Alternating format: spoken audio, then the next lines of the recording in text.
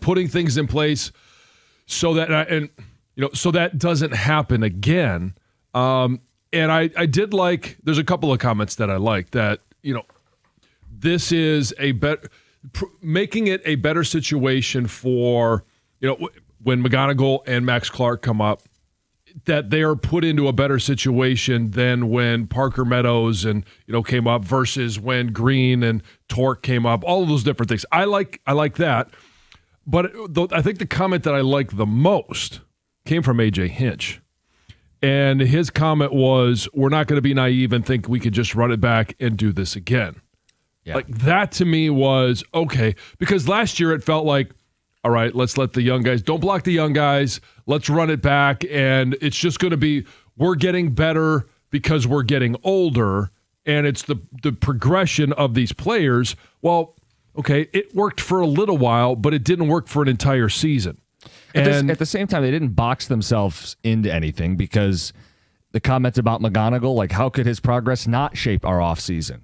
They anticipate he will be on the team at some point next season. Right. So they won't block him. I do wonder, like, they need multiple bats. Where are they going to play multiple bats, and do they have the guts to tell current players on the team, see ya? Well, yes, and which of those players is it going to be? And in regards to, there was some discussion. They didn't use names, and they didn't use, the word strikeout, but they talked about swing and miss, and they talked about swings. And I got to believe that, even though you ended up with 36 home runs and 111 RBIs, Riley Green's going to have to address the swing and miss. I kind of felt like there was a lot of, we're not going to name names. We're not going to name names about who might have been available on the market to us and what we would have had to give up, but we could connect the dots. Yeah, with that specifically, you're talking about the deadline. He walked us all the way up to, without saying, they wanted Troy Melton. Right. And Suarez didn't do jack. That was the subtext of what he said. Yeah. And I think, first of all, I'm not going to dispute. I don't know that. I'll take his word for it. Apparently they wanted Melton, we'll say. Yeah. I know Suarez was not traded for a Melton-level player, so it's then back on you, dude, to negotiate a lower trade, and you were unable to do it. And it's not like Suarez was the only player that was allowed to be traded for at Major League Baseball's deadline, which Scott Harris did acknowledge, yeah, I do question if we should have added a bat. Yeah. So I do think there was a level of admission that I didn't necessarily expect yesterday. Yeah. There was no, McKinstry talk? There was not. About, hey, what do you mean? We had a bunch of all-stars. Although they did say... So you lost on the bingo card. Oh, Vierling. Oh, Vierling, yeah, sorry, yeah. I don't think Vierling came up, no. But they did say, and it was kind of weird, because he walked back some of it. He admitted some stuff. He didn't admit other stuff. He said, well, at the time of the deadline, our offense was top 10 in baseball, and we had all these all-stars. And I thought it was a really fair follow-up to say, but you have to forecast. You're not just going to be able to say, well, what we are today is what we are at the end of the year. Pitching's going to get tougher. Races are going to tense up. And you didn't give this team the bolstered reinforcements to be ready for any kind of regression. So I don't know where it leads. Well, that's going to be the big question is, all right, of free agents or trade prospects, who are they going to go after to add bats to this lineup? What are they going to do with the number one question that we all want to know? And it will shape this team, not just next year and not just in 27, but could shape this team for, the next half a decade? You're talking Skubal. Yeah. What did you make of his, I guess, non-answer? His admission that he can't answer without getting kind of caught in a narrative? Yeah. He said, I've learned that I can't really answer this question the right way. There's no right way. Right. So he's just not going to discuss it all, which I get that. Sure. So whatever he says, right, we're going to take a little soundbite, and then you and I may say it means this. And then Doug and Gator may think, well, it means this. And then a third opinion from 2 to 6 could... It means this. And then Rieger and Wojo, there's 4 different narratives that come out of the same comment. So I get why he's doing that. He doesn't want to pin himself into any situation. Okay, but in the offseason. Correct me if I'm wrong. He could say, he did not say, He could say, we have every intention of signing Tarek Skubal to a long-term contract. What would be the downside in saying that? That it's not true? That that's not how they feel? We have every indication, because later on he was asked, will you have the resources from ownership? And he said, of course. So if you have the resources and you do not come up to the podium and say, oh yeah, we're going to have a contract in front of him this offseason, that doesn't mean he has to accept it. Now you put the ball back in their court and say, we're going to give them a very strong offer. We want to extend Tarek Skubal. Did you watch that guy pitch? We want him in the Old English League till he doesn't pitch anymore. Why not say that? Because, well, I mean, we're just spitballing Yeah, here. again. So it could be, hey, we have every intention and the resources are there. And then maybe it leaks that, the Dodgers have said that they're going to pay more, which we all know is a high likelihood. You're saying in the following offseason. Yeah. Yeah. And so if, and no matter what the Tigers offer him, unless they are going to go way above and beyond market value, do you not believe that he's going to pitch this year and then wait for free agency? Yeah, but in this way, you protect yourself as an organization. You make him the bad guy. We love him. We want to pay him. He doesn't want to accept. He's a bad guy. He forced our hand. We had to trade him. Right, but that can all come out after. Sure. And I just think it's all better for it to remain, because then all of a sudden, if you say something and now agents can shape that how they want to, and the players will going to be listening to the agent. They're going to be talking to them way more in the offseason than they will be to Scott Harris or AJ Hinch. So I'm fine with it's just best to say nothing at this point, because it can be a very hot button, volatile topic.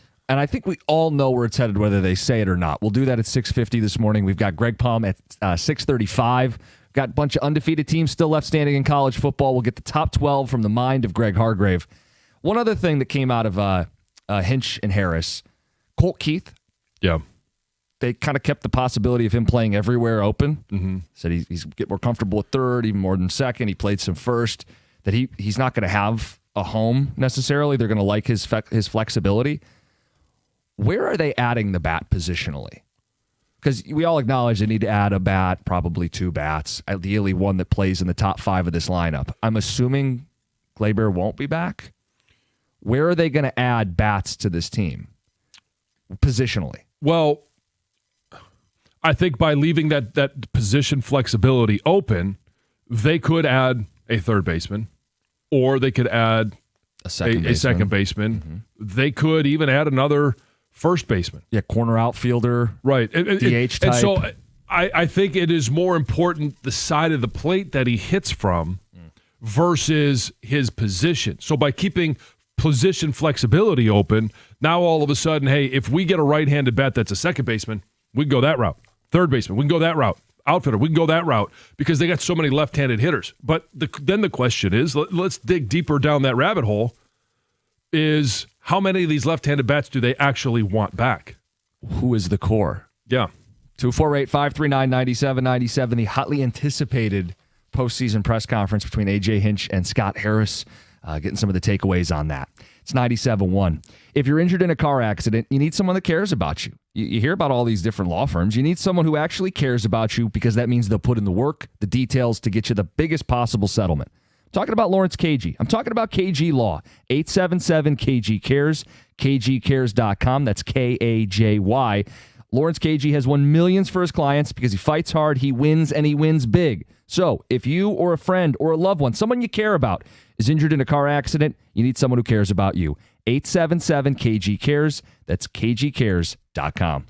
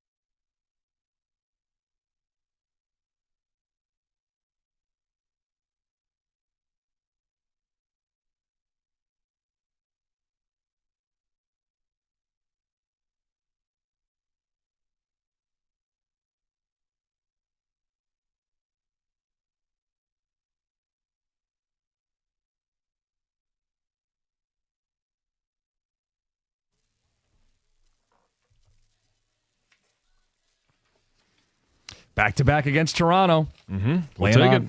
Wednesday night next. We'll be giving away Red Wing tickets later in the show today. We've got tickets for every home game for the Centennial season, so listen along. Your chance to win. Some takeaways from the Tiger press yesterday. You had Harris, you had Hinch, talked about the season, the postmortem. Texts. Harris comes off as reactive and not proactive. I actually think he kind of came off a little bit both yesterday in regards to admitting that this lineup's not good enough and that they need to improve the process so that it is better by the end of the season. But adding to it is something that I think they're very much willing to do. So, I mean, by definition, it is reactive to say, well, it's a postseason. After the fact, yes. Yeah. Now, proactive, he'll have to show us this offseason that they're not just going to lean back and lean on internal players, that they're going to make significant strides outside the organization. And I think when I talk about AJ's comment of we're not going to be naive and think we could just run it back and do this again, I think, especially with the extension that he got, he has a big influence on Scott Harris in what he wants for his lineup. And probably more so than maybe other managers do. We can't trust that AA guys will be 300 hitters in the majors. The Tigers are counting on Clark and McGonigal to be can't miss, but we heard very similar things about Torque, Green, etc. Sidebar, I think 0 for 23 will be a stat we remember for a long time, Greg and St. Pete. Oh, that's one that we will not forget. Yeah, I don't think they can just say McGonigal's going to be here and be an all-star and a difference maker in his very first season of Major League Baseball. No. So while they may want to set aside an infield spot for him, you also have to play games in April and May, and you need to win games in April and May, and there's no guarantee that McGonigal is a difference maker in September next year. You need to win games in September and October next year. Yeah. And there's no guarantee. Like, he may be on the roster at some point next year, and I think we all believe he will be, but in late March, early April, it might not. Probably not. And even if he is, like, you cannot bank on the young players exclusively. We've been saying that since Harris arrived. Right. But Scott Harris's time here with the Tigers, however long or brief it ends up being, will be tied to this group of prospects and what they do on this roster because of how he talks about them, not just at the trade deadline, but even yesterday. My only gripe I had with Harris, he acknowledged he didn't make moves at the deadline based on, quote, 4 position player all-stars. If he's making decisions based on what fans are voting for, the franchise is doomed. Anyone with a brain could predict McKinstry wasn't going to keep that pace, signed Will. I thought that was the biggest comment yesterday when he said, I trusted these batters who were the top 8 offense in MLB through August 31st, and then they crapped the bed. So, in other words, I got fooled. I think he said that without saying that directly. Well, he acknowledged that he deserves questions and that the negativity swirling around this team is deserved. So he's got to figure out this web of Baez, Meadows, McKinstry, Vierling, and who stays and who goes. And somebody needs to go out of that group because you can't run that back again. You could argue multiple need to go because you need to be replacing them with better players. Look, I love Parker's Meadows potential, but I think how long can we say that? Right. I think his defensive, how good he is defensively as a center fielder, are arguably the best in baseball. They just need to move on. That's a pretty big admission for me. I like him as a player. Oh, I think we all like him as a player and his potential. But you got to stop banking on that potential. I like that text where they said move Baez to center. You got to eat Javi. Javi's here. They're not going to buy him out. Right. So he plays center. You move on from Meadows. Maybe he's packaged in some sort of trade. Somebody buys his upside. You add a Bo Bichette in the offseason or a Bregman, one of these veteran-proven infield bats, and you reshape and reshift your team. And it's either Keith at third or second. Right. And look, I think everybody's fair game on this roster, to be honest. I think there's an interest, and I know we're going to get into more roster stuff like tomorrow or Thursday. There is a world of trading Riley Green because his ceiling, his trade value is there. Well, you had Riley say in September, nobody cares about the strikeouts. And then Scott Harris went out of his way to go on a diatribe about how important contact is and we have too much swing and miss. It's like, well, your best all-star bat vehemently disagrees with the philosophy that you think this baseball team is. So either set a franchise record in swing and miss. So either you're fixing his swing or somebody else is fixing it because... There's a super sell high value to him that is reminiscent of Curtis Granderson. Yeah, but imagine the offseason where you've made back-to-back postseasons and you trade Skubal and Green. You know what I'm saying? Like, that's what you use like it's like a web. Like, they are kind of caught in between right now. They're much better, faster than I think they may have anticipated. But at the same time, they can't be the little engine that does this solely on internal players. Right. I mean, look at who's left standing in the playoffs right now. Monster payrolls, right? Mm-hmm.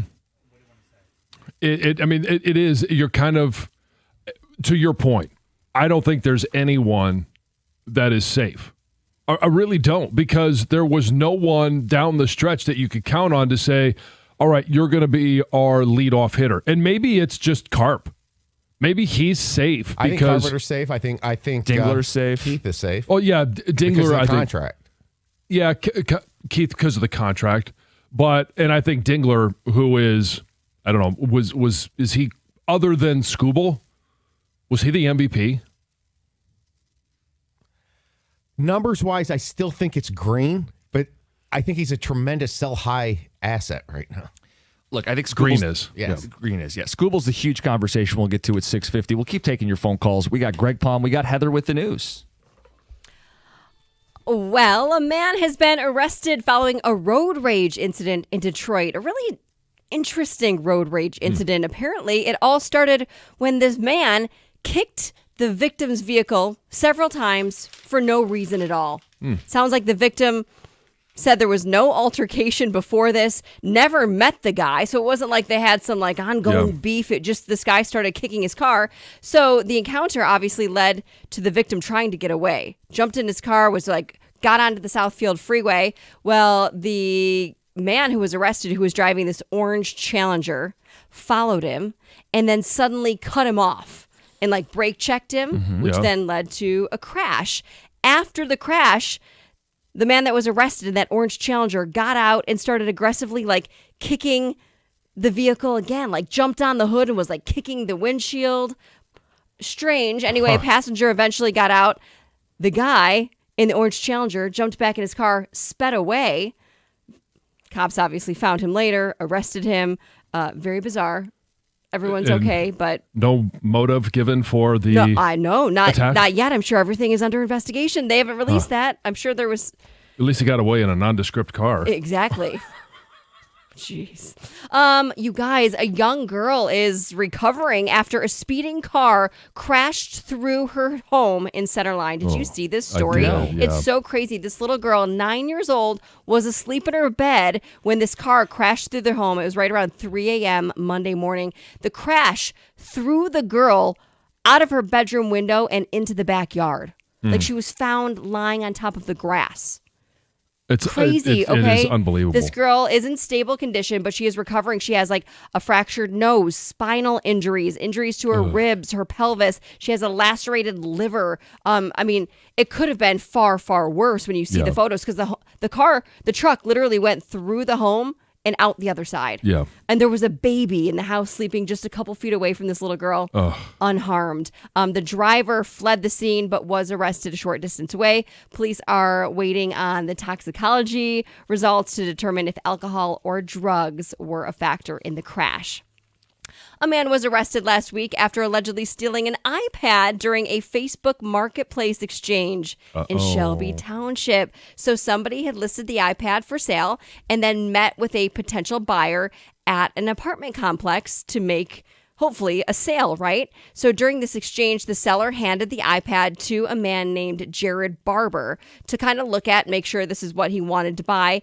And while he was looking at it, he just took off running. So the seller called the police, and with the help of a canine, drones, they found Barber, and his home was searched. They found the stolen iPad, and he was arrested.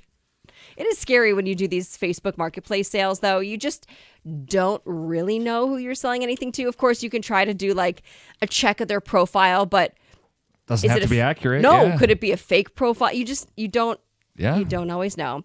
Finally, the West Bloomfield Police Department is urging parents to talk to their kids about this new TikTok trend that is people using AI to prank others into thinking there is an intruder in their home.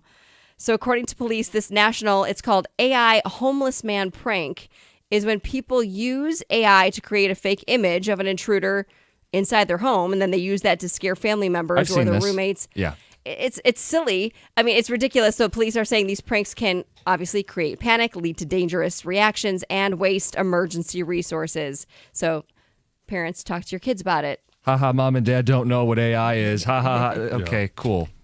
Fun joke. Yeah.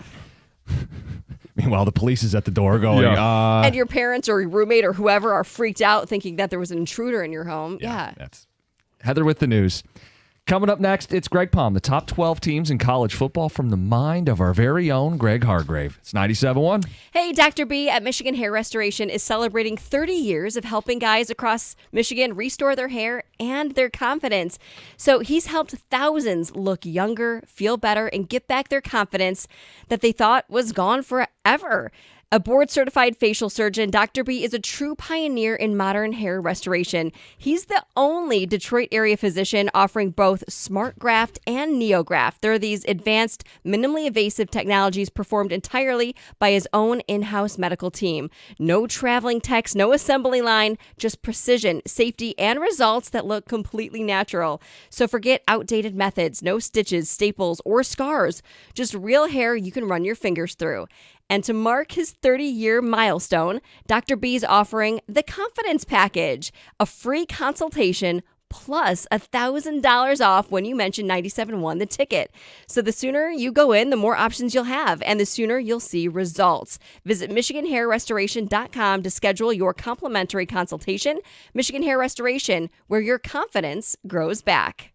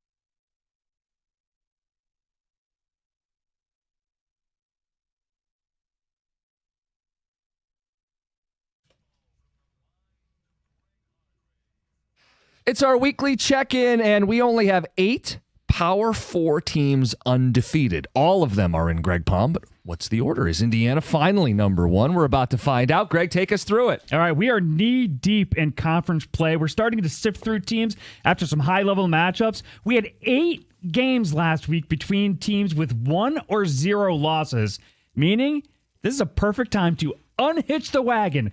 Preseason odds are 0 factor from here on out. 2025 results only. So we're going to start with number 12, new friend, the Tulane Green Wave, coming in at 5-1. Our first group of 5 entrants to the Palm. No, they're not in here because there's 3 generations of Hargrave that graduated from Tulane Medical School. They are 2-0 in the top-rated group of 5 conference, that being the American. 3 Power 4 games. Let's take a look at them that Tulane has played. They lost to undefeated Ole Miss.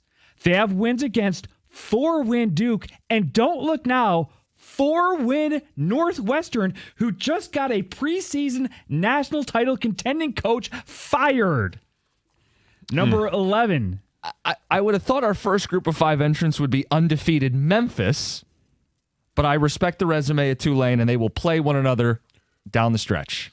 Number 11, we got Cincinnati, 5-1, holding steady with a solid, if unspectacular, win against UCF. Hey, a couple of teams fell past them, a couple of teams vaulted them. Let those losing teams just fall behind them and keep winning for Cincinnati. So we have an American and a Big 12 team that's just been mentioned. We know who's coming on later in the rankings, meaning we have here for the first time what could be a playoff field. Number 10 is Texas Tech, another new friend for us. This is a team that's been clamored for in these rankings for a few weeks now, or ever since they crushed Utah in Salt Lake City. A debut for them after a win against, yes, Kansas, who is apparently the most important 4-3 team in the history of college football. Texas Tech is doing it with defense. They've allowed 3 first-quarter points all season long, and they are 3rd nationally in yards per play allowed, meaning they get up and they sit on you with that defense. Right. Very few teams have spent as much money as Texas Tech in regards to their roster, but it's quality wins are going to be somewhat hard to come by. I know that they play BYU. They don't play Cincinnati, and Arizona State on the horizon. They're a 4-2 team, but I think it's going to be tough for Texas Tech, and I know, who knows if we hear about BYU here in just a little bit, but the Big 12 with Cincinnati, Texas Tech, BYU, all at the tops of some of these AP and coaches poll, trying to figure out how to weigh all of their wins is going to be difficult because their wins are against teams that nobody really respects. The best thing that each of those teams can do is just keep winning. Just keep winning, baby. Number 9 is Illinois. Huh? The OSU loss isn't a huge demerit for them. So Illinois' only 2 losses are to 2 undefeated and maybe by some metrics the 2 best teams in the country. But the challenge with them, they're dropping from 5 to 9. They're not getting another income stream. Maybe they're the Penn State role this year where not good enough to challenge at the very top of the conference, but good enough to be in that upper third of the conference and beat everybody below them. They do have the USC win and the Duke win. We just mentioned Duke with Tulane. Illinois has that win as well. They have a bye this week, their first bye of the season before traveling out west and playing Washington. Number 8 is Georgia Tech. Keep racking up those wins. A first-place game in the ACC is on the line this week when they travel to, no, not Miami, Wallace Wade Stadium in Durham to take on Duke, who is 3-0 in conference. And, Jim, you would love this for Cash the Ticket. Unranked Duke is favored in that game by 2.5 points. Small favorites. This could be a trip-up spot for Georgia Tech, but if not, they only have one ranked team the rest of the way. The in-state clash with Georgia, which they nearly won a year ago. Georgia Tech, a serious playoff contender. Number 7 is BYU. Another new team of the rankings making their debut this week. Remember these guys last year hanging around the rankings, never out of a game, finding improbable ways to win? And then remember way back in summer, Jake Retzlaff leaves BYU for an honor code violation. BYU's win total in the summer went down by 2 full games. So what do? They replace him with a freshman named Bear Bachmeier, who wears number 47 for some reason, and they're back at it this year. 10-point comeback win in overtime at Arizona. Jim, this is what I was saying, yes, to you before the show, because this game's going to be in the picks. Utah comes to Provo in the Holy War. Now, 3 reasons why I've got this as the game of the week. It's not a top-of-mind rivalry game. It's an underappreciated rivalry game. Big 12 standings implications at stake. So we got the stakes and one of the best settings in all of college football in Provo. College football realignment, that free-for-all 2 summers ago, gave us a gift of these 2 teams back in the same conference. I love, and one of the greatest rivalry names you could possibly come up with, the Holy War, is tremendous. And BYU, the only thing about BYU, and I'm glad it's the game of the week, and I know I wasn't going to talk about this one, they have played next to no one to this point. Correct. And so this is their first chance at a ranked win. Number 6 is Miami, Florida.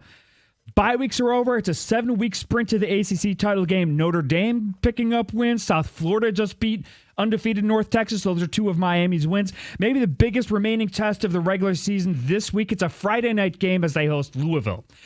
Number 5, Alabama, 5-1. They just keep knocking down SEC contenders week after week. Ty Simpson keeps playing well. He is now neck and neck with Carson Beck in Heisman odds. No rest in the SEC for the Crimson Tide, though, as they host Tennessee this week, 3rd Saturday in October. Well, the key word there is host. They've got 3 ranked opponents left on the schedule, and that's Tennessee, LSU, and Oklahoma. And where do they play each of those 3 games? In Tuscaloosa. So they got that advantage, and they're playing really good ball right now. Number 4 is Texas A&M at 6-0. 3 SEC home games to start this conference season. They've only been on the road once. It was to win at Notre Dame. So that's going to get flipped here. They have 3 SEC road games in a row coming up. Arkansas, LSU, and Mizzou, with LSU being the most challenging of those 3. And that's a night game against the Tigers. But A&M's a team no one's talking about. They have the Notre Dame win on the road already this season. They're undefeated. It's year 2 for Elko. They've got the quarterback back, a power run game, a defensive identity. Look, I don't think they're winning the SEC, but we got to start giving them some love, and they check in at number 4. Number 3 is Ole Miss. Had that win against Wazoo, wins over Tulane and LSU still.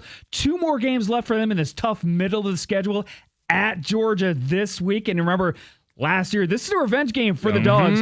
That defensive line for Ole Miss dominated Georgia last year in the rain. So they got Georgia in Athens and then Oklahoma in Norman. So the drama now, we got 2 spots left. Is it OSU or is it Indiana?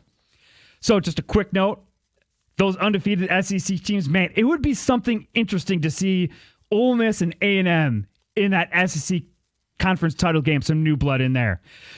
Here it is, Jim, number 2. Indiana Hoosiers. So while not numerically their biggest win, the win at Oregon is real-world altering how we think about IU. It's the most significant result of the college football season thus far.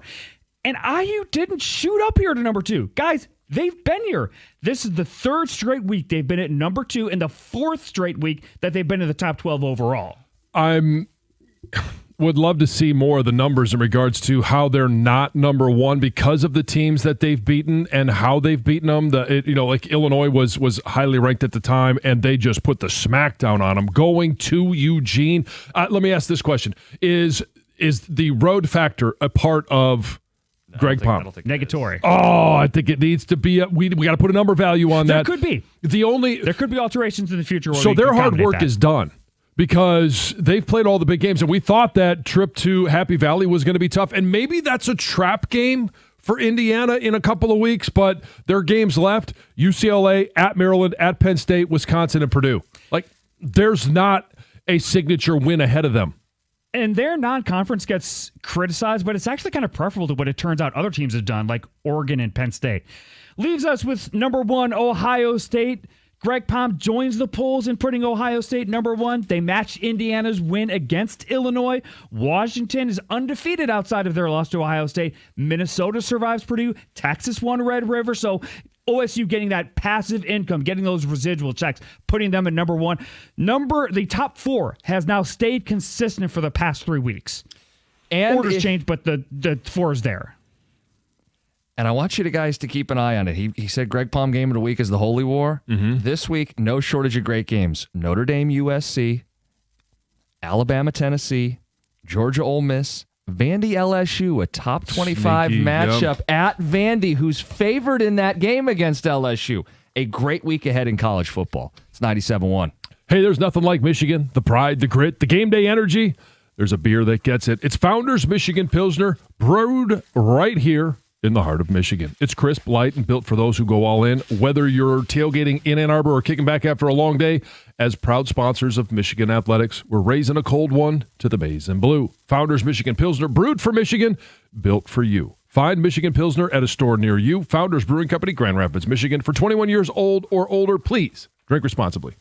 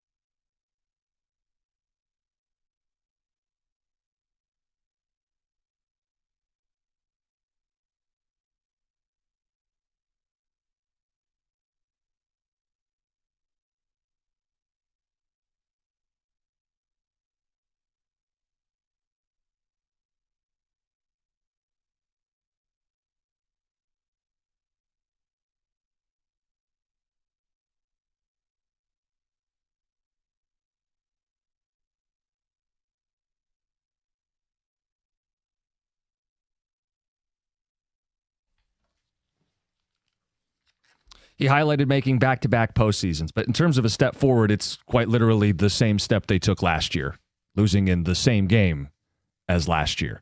Scott Harris spoke along with A.J. Hinch yesterday at the podium. To his credit, I do think there was some contrition and admission. He said, quote, "We deserve the negative narratives that are circling this team," and he admitted they need to get a whole lot better, and he deserves to be questioned. I think he tried to thread the needle of, hey, man, the organization's healthy and in the right direction.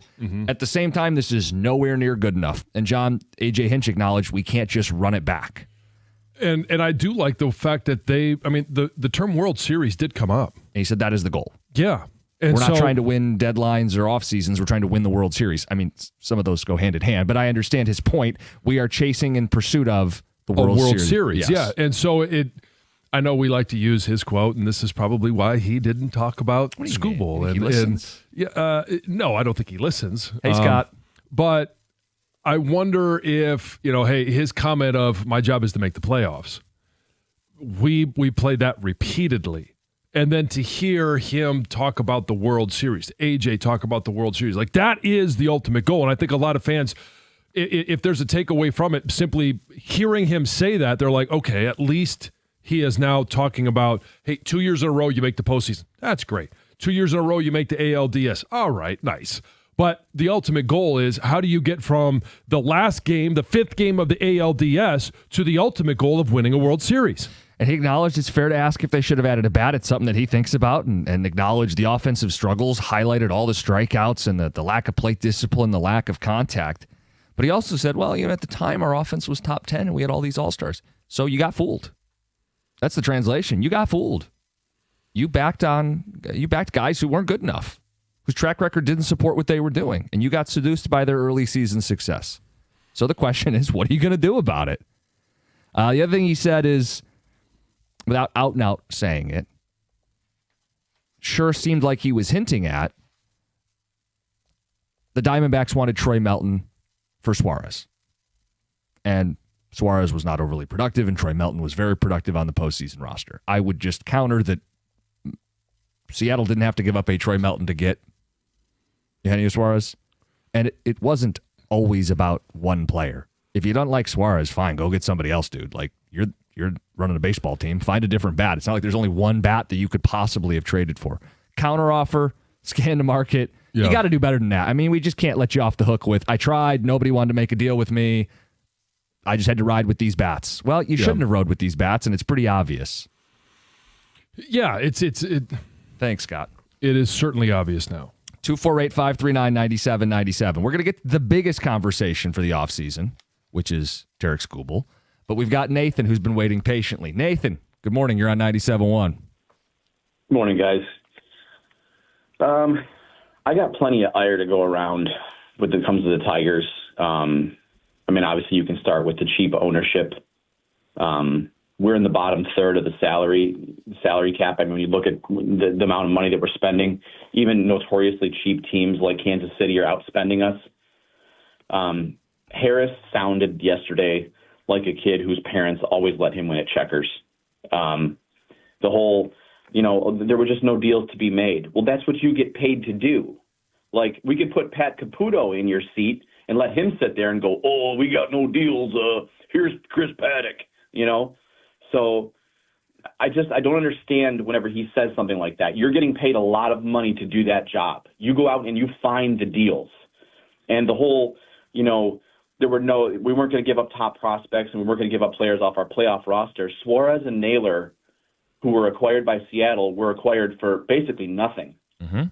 So I don't understand when he says stuff like that. And the whole, hey, I can't talk about this, or I can't. You can talk about it. You're choosing not to because you have egg on your stupid face.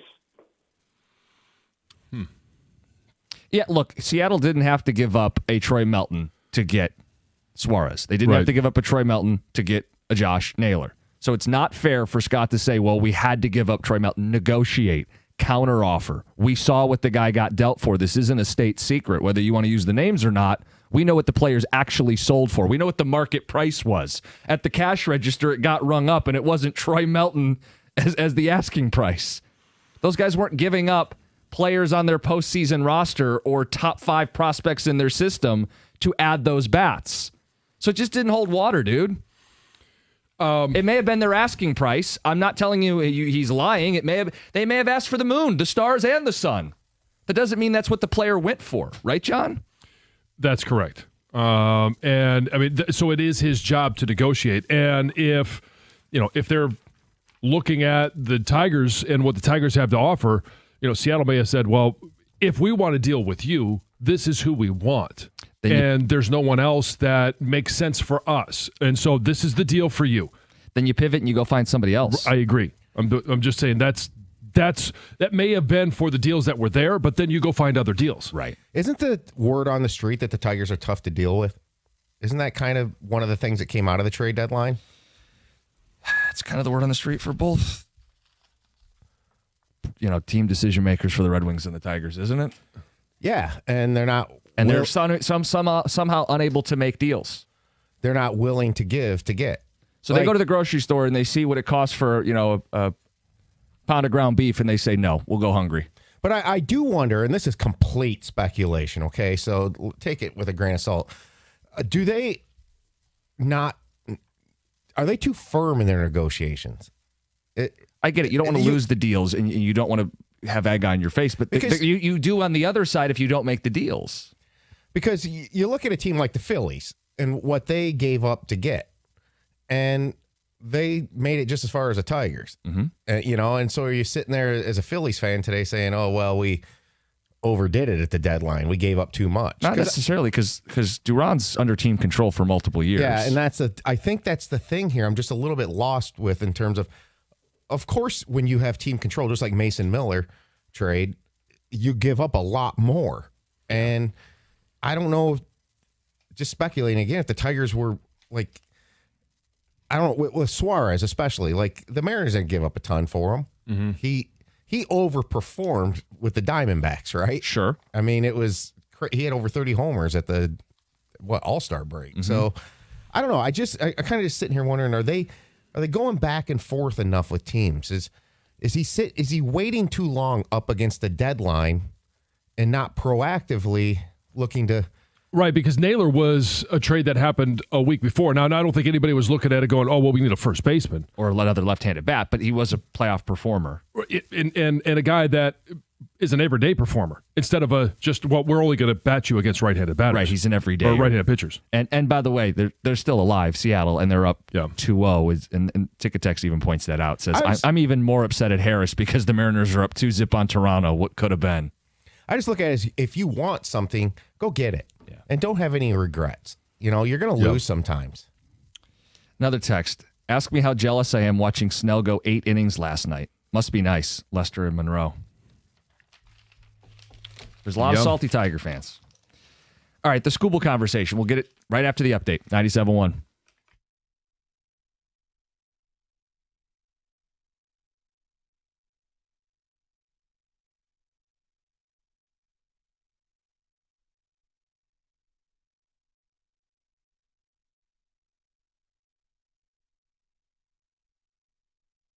Brought to you by Northville Lumber.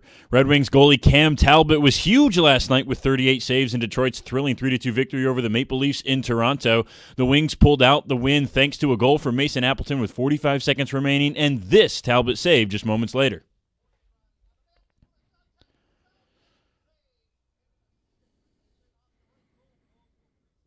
Todd McClellan gave his netminder high praise after the game.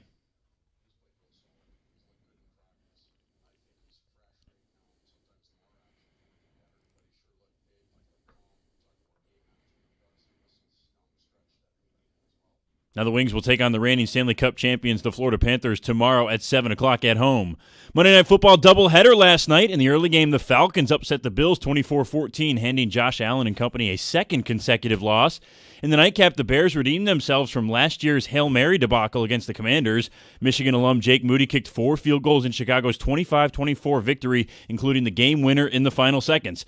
The Bears became the second team in NFL history to win consecutive games by 1 point with the same final score in each. The previous instance came in 1926 when the Frankfurt Yellow Jackets rattled off a pair of 7-6 wins over none other than the Detroit Panthers and the Chicago Bears.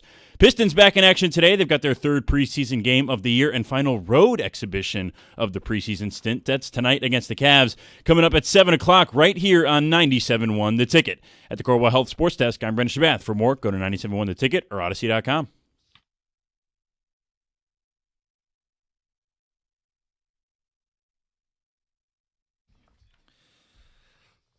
Tigers offseason is officially here. Harris and Hinch met yesterday with the media, gave some of their thoughts. And as we sit down to think about this offseason, we all start at the very same spot. What's going to happen with Tarik Skubal? And John, I think there is only one way this ends. Let's break this down. Let's take feelings out of it. Let's just go through it. Do we believe that Scott Boras and Tarik Skubal are going to want to hit the open market to get the richest contract possible? Yes. Okay. Do we believe the Detroit Tigers, who have one more year of Tarik Skubal control, will go all in this offseason and mortgage their future to capitalize and win a World Series next season? No. Okay, we're trading Tarik Skubal. Good talk. I agree. And I think there's a lot of other factors that I think people are thinking about when it comes to Tarik Skubal. And the number one thing at the top of mind right now is 6 innings in Game 5. And I would love to hear when AJ went to Tarik Skubal at the end of the 5th, and they gazed into each other's eyes, and they knew that Tarik Skubal only had one more inning left in him. I can't wrap my head around that. This is a do-or-die game. If I'm Tarik Skubal, I look at AJ when he looks at me and says, no way in hell am I coming out of this game. I'm your stud. I'm the man. I'm the guy that's going to take Detroit to the promised land. And if he can't do that, then if I'm AJ Hinch, I'd rather lose with Tarik Skubal than lose with anybody else. I don't see a world where the Tigers are giving him top dollar at the end of next season. So what do you think top dollar is? North of $400 million on a commitment of at least 8 years. All right, so $50 million a year. That's where it's at. I think that's certainly what they're going to aim for, yeah. So and I don't think the Tigers are paying the freight. I don't know that they should. And that's fine if you feel that way. I like Tarik Skubal. I'd rather they pay their star homegrown players. But understanding that Skubal's going to leave for the highest bidder. Right. The highest bidder won't be Detroit. And Detroit's not going to go all in to win a World Series with them this year. Guys, I'm taking my feelings out of it. What's best for the organization, what the right thing to do for the organization, is to trade him for the largest haul possible. Milwaukee did this with Corbin Burns. Milwaukee had the best record in baseball. If you truly believe, hey, there's not a Tarik Skubal window, we're a team, not a player, there's only so much money to go around, we're not comfortable, we're going to move on. And so let's put feelings into it. Let's put emotion into it. Let's do all that stuff. And we love Tarik Skubal. Yep. Love it when he's on the mound. But here's the issue that I think you're going to have with Tarik Skubal. I think it's going to be either or. You sign Tarik Skubal to $50 million contract. Then you sit there and go, well, we're really hoping that Max Clark and McGonigal are the guys, and that Colt Keith gets a hell of a lot better, that Riley Green figures out his swing, that we could find somebody that's going to come in and be next year's Gleyber Torres, but we're not going to spend money on any bats. If it's either or, then I would much rather trade him. And this is where I think the big question becomes. If Scott Harris has difficulty at the trade deadline or has difficulty dealing with other teams, is he even going to be able to pull off a trade? Do you trust him to pull off a trade of this magnitude? I mean, he's going to be the one that's doing it. He's not going anywhere. Can I throw a name at you here? Yeah. And I'm not trying to just pile on Tarik Skubal, but what if he's Jake Arrieta? Jake Arrieta had 2 flaming hot years with the Cubs. Best pitcher in baseball. Went to Philadelphia and wasn't the pitcher that he was right when he used those 2 years in Chicago. And here's the thing about that 8-year, $400 million. And maybe he has another year or two like he's had with Detroit here. But what does it look like in year 4? is he the same pitcher as he is now? Is he having an arm event? Like he's already had one. Right. Does he have another? He's a violent thrower. Yep. And then that's what we love about him. 248-539-9797. You're right. If you're not extending him this offseason, you're trading him. Yeah, because you don't want to be left holding the bag. Right. And do we think he's signing an extension this offseason? No. No. You're trading him. Like just the cold, hard truth. You're trading Tarik Skubal, a player who we all love, a player who is arguably the best arm in baseball, certainly in the American League, a guy who's going to win back-to-back Cy Young awards. And what's right for the organization is trading him. I mean, it's crazy to say it, but guys, when you really break it down, is it not their most likely and best path? It is. And yeah, we haven't seen this in a while, but there have been some classic driving up prices for superstars at the MLB winter meetings in the past. And they have an opportunity to publicly play this if they want. Like, seriously, like he's available. Highest bidder wins. Yeah. You know how, delicious that is to the Dodgers and Yankees, Mets who are, really failed this year after a hot start. But here's the thing is, okay, of those teams, who can put together the best package for the Tigers? Well, for me, if I'm the Tigers, I'm looking for a top-tier pitcher as part of the deal. That's the anchor because you've got to try to replace him to a degree. Job's not going to start the season with the team. He may come back at some point during the season. Yeah, but then the question is, who do you go into next year as your number one? Is it Reese Olson? I mean, it might be. It might be Jack Flaherty, depending on what they do there. Yeah, or my.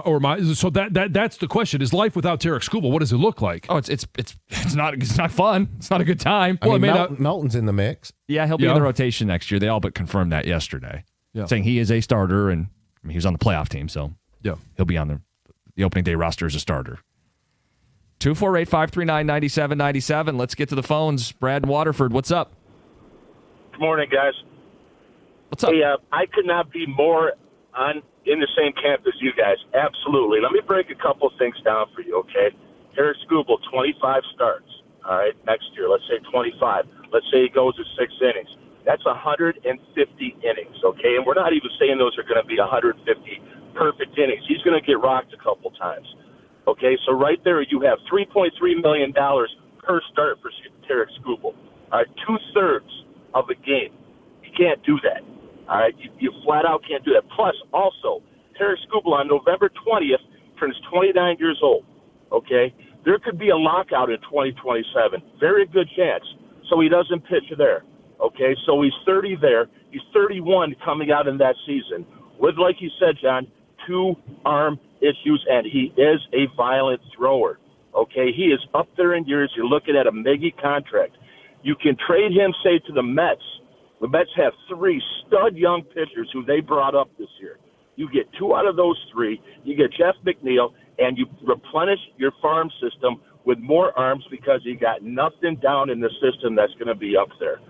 Then if you want to do something different with all that money you got for Skubal, cut it in half, go get your Bregman. Bing, bang, boom. Or as some would say, either way. Thanks, Brad. Appreciate it. Stefan, you're on 97.1. Hey, good morning, guys. So I'm with the last caller. It does suck that this is where we're at, but I'm not. You think they're going to pay that type of money to Tarik Skubal that when they weren't willing to up the contract just a little bit to get Alex Bregman, a player who plays every day in a key corner position who hits for power, which is what this team needs. They're not paying $400 million for a pitcher, and I do agree with that mindset. I just don't think you can do that. If this team had the bats and they had the hitting and they needed the pitching, then maybe you make the case for it. But this team needs a lot more. That press conference yesterday, I couldn't believe what I was listening to, that they're really close. That they're not. They're not, and they need bats. So when you trade this pitcher of this caliber, you're asking for a bat. He brought up a player from the Mets. If it's the Yankees, I'm asking for Ben Rice. I'm asking for players that are playing right now, not prospects. You're getting a player now And it's not. And I know John said for a starting pitcher, you're looking for a high-end starting pitcher. Or maybe it was you, Jim. I do see that, but I'm asking for a bat. I'm asking for a high bat because if you're going to get a player at this caliber, Skubal, you're gonna have to pay, and I think that should be a bat. And I don't know if you guys agree with that or not. Yeah, I mean, I know they said yesterday at the dual press conference that pitching wasn't the issue in the playoffs. Like Harris went out of his way to highlight how well they pitched in the postseason, and we could say Cleveland's a light hitting lineup, but Seattle's certainly a good lineup that they contained, and they did that with Skubal, and they also did that without Skubal. Look, it's a painful path without an ace like Skubal, but if you have to make the tough decisions, and that's his job to make the tough decisions, then yeah, you probably prioritize a bat. And you figure by rotation next year you'll have Olsen and Melton and Mize and maybe Jack Flaherty or an equivalent player in free agency. Like they will use money in free agency to help offset it. Like that's going to be the reality. And I mean, there's got to be that happy medium of, hey, being a good defensive team starts with your pitching. Yes. And then being able to pair that with being able to average right around 5 runs per game. Like, that's what the Tigers were doing before the bats went silent. And that was the path to success. So can you do that defensively and hold a team to less than 5 while you're scoring more than 5 on a regular basis? You're not going to win every single game. We all know that. But you've got to have enough pitching to be able to hand it off to your lineup and say, okay, go get them. Quick ticket text roundup. Skubal's not worth $400 million. If that's the price, let him walk. Trade him. You absolutely must trade him. You can't allocate $50 million or close to it for a guy who has an off switch at the end of the 6th inning. You could trade him, bring up the young kids. This is what Harris has wanted to do anyway. Get rid of Skubal, not a team player. He's about himself. Bye. Trade Skubal for top prospects. Melton has ace potential. Joe will be back before you know it. Well, it didn't seem like this was all that controversial, John. No. I mean, I guess maybe we'll ask the question, is there anyone out there that wants to keep Skubal? God. What a loaded way to ask that question, right? Anybody like this guy? Anybody? He's about ready to get his 2nd Cy Young. Does anybody want to keep a 2-time Cy Young Award winner? We know there'll be pushback. It'll be a conversation not only today, but for quite a while this offseason. We have the 2 Grand Slam coming up next and Heather's News. It's 97.1. Every law firm talks about experience. David Femininio has decades of it, going up against insurance companies and winning for his clients. But here's what makes him different. He knows the only experience that really matters is yours. When you're in a car accident, you care about your well-being. You want someone who's going to listen to you. You want someone who's going to work hard for you and someone that will get you paid. David gets that. Your experience matters. When he fights for you, not for his resume. If you've been injured, call 855-65-CRASH or go to his website, getdavidgetpaid.com. That number again, 855-65-CRASH or on the web at getdavidgetpaid.com.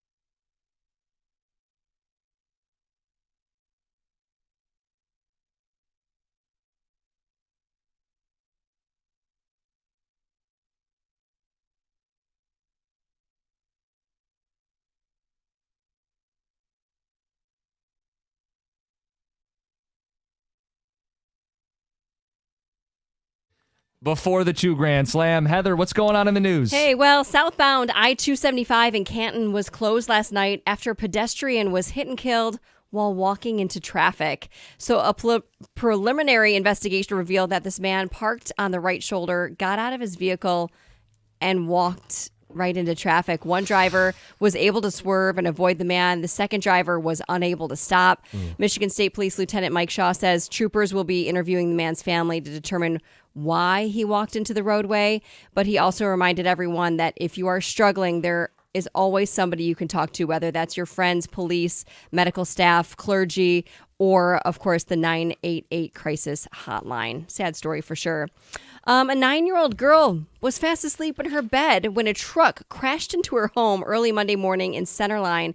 Happened just before 3 a.m. This truck slammed into the front of the house or the back of the house, one side of the house, and went right through the other side. And the crash was so strong that it threw this little girl out of her room onto the yard.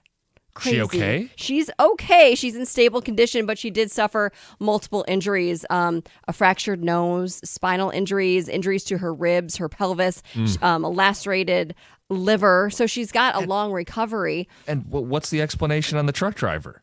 Well, perhaps drugs or alcohol. They're waiting for the toxicology report. 20-year-old driver sped away or fled the scene. He was found a short time later and was arrested.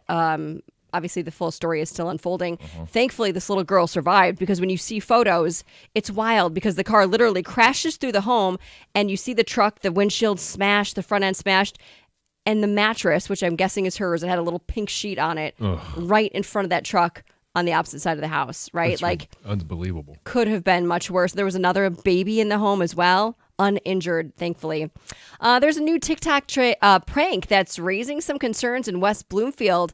Police say this new AI homeless man prank involves using AI to create a fake, but obviously pretty realistic image of this homeless person sitting inside your house. Oh, geez. And then, of course, you're supposed to send that image to your friends or your family members or your roommates. And, of course, it's supposed to make them think there's some sort of intruder in your house. And it could be... AI can look very real. Oh, yeah. And it can be very alarming. It can cause panic. And West Bloomfield police say that they've had a similar situation recently reported to them. So now they're warning of the repercussions. They say, obviously, this creates panic, can lead to dangerous reactions. It can waste emergency resources. And they're saying, hey, parents, talk to your kids about this because it could be them that's creating this. Right. They think it's funny, but ultimately it's really not. Hey, if you want to win some money today, give us a call now, 248-539-9797. It's just about time to play the 2 Grand Slam. Hey, if you've already bought your Halloween candy, most likely you're going to have to buy more. There's a new poll. This was actually done by CVS Pharmacy that found the average family that stocks up on candy early will eat their way through their entire stash not once, but twice before they make it to Halloween.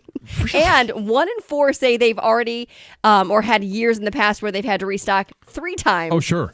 Because you buy those big bags of candy, right? You sit them wherever, in your pantry, and you think, I'll just take one. Oh, yeah. You open the bag, and then everyone says, I'll just take one, and you keep eating and keep eating. 55% say they usually always have to run out and buy more candy at least a second time, no matter what. That's why you need to buy the full candy bars, because no one's going to sit there and go, well, I'll just have one and then another, because they're so big.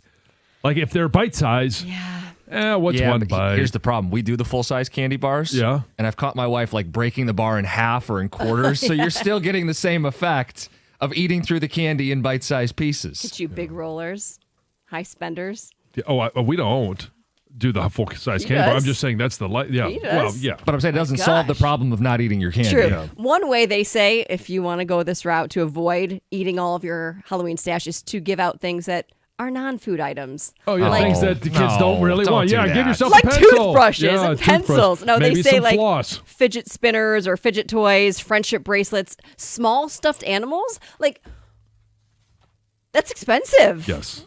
Isn't it? Yes. Yeah. Yes. Candy's Well, how much do you care about expensive. your own health? there should be no price that you're willing to not spend. Yeah. Speaking of Halloween candy, just so you know, the top Halloween candies. So if you want to go buy the most popular, no surprise here, Reese's Peanut Butter Cups come in at number 1, always do. Followed by M&M's, both peanut and traditional.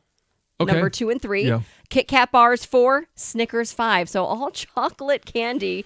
My favorite 6. Well, I guess it's not even my favorite, but up there, Sour Patch Kids. Yeah, because you get the little the little small packs. Yeah. And there's like 3 or 4 of them in there. But really, the only non-chocolate are the Sour Patch Kids and the Haribo Gold Bears. Gummy bears. I like those gummy bears. I do too. Yeah.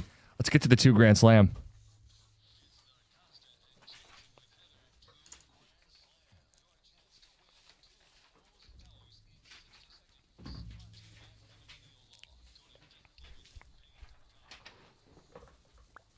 All right, let's do it. Let's do it.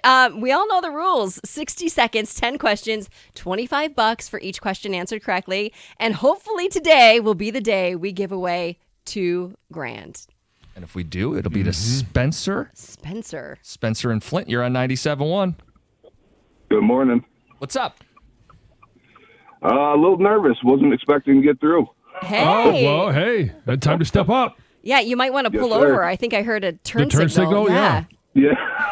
I just dropped my kid off at school. All right, there you go. Well, No focus, assistance now. concentrate. Yeah. You know the rules. If there's one you don't know, Spencer, say pass. And if there's time, we'll get back to it. So good luck.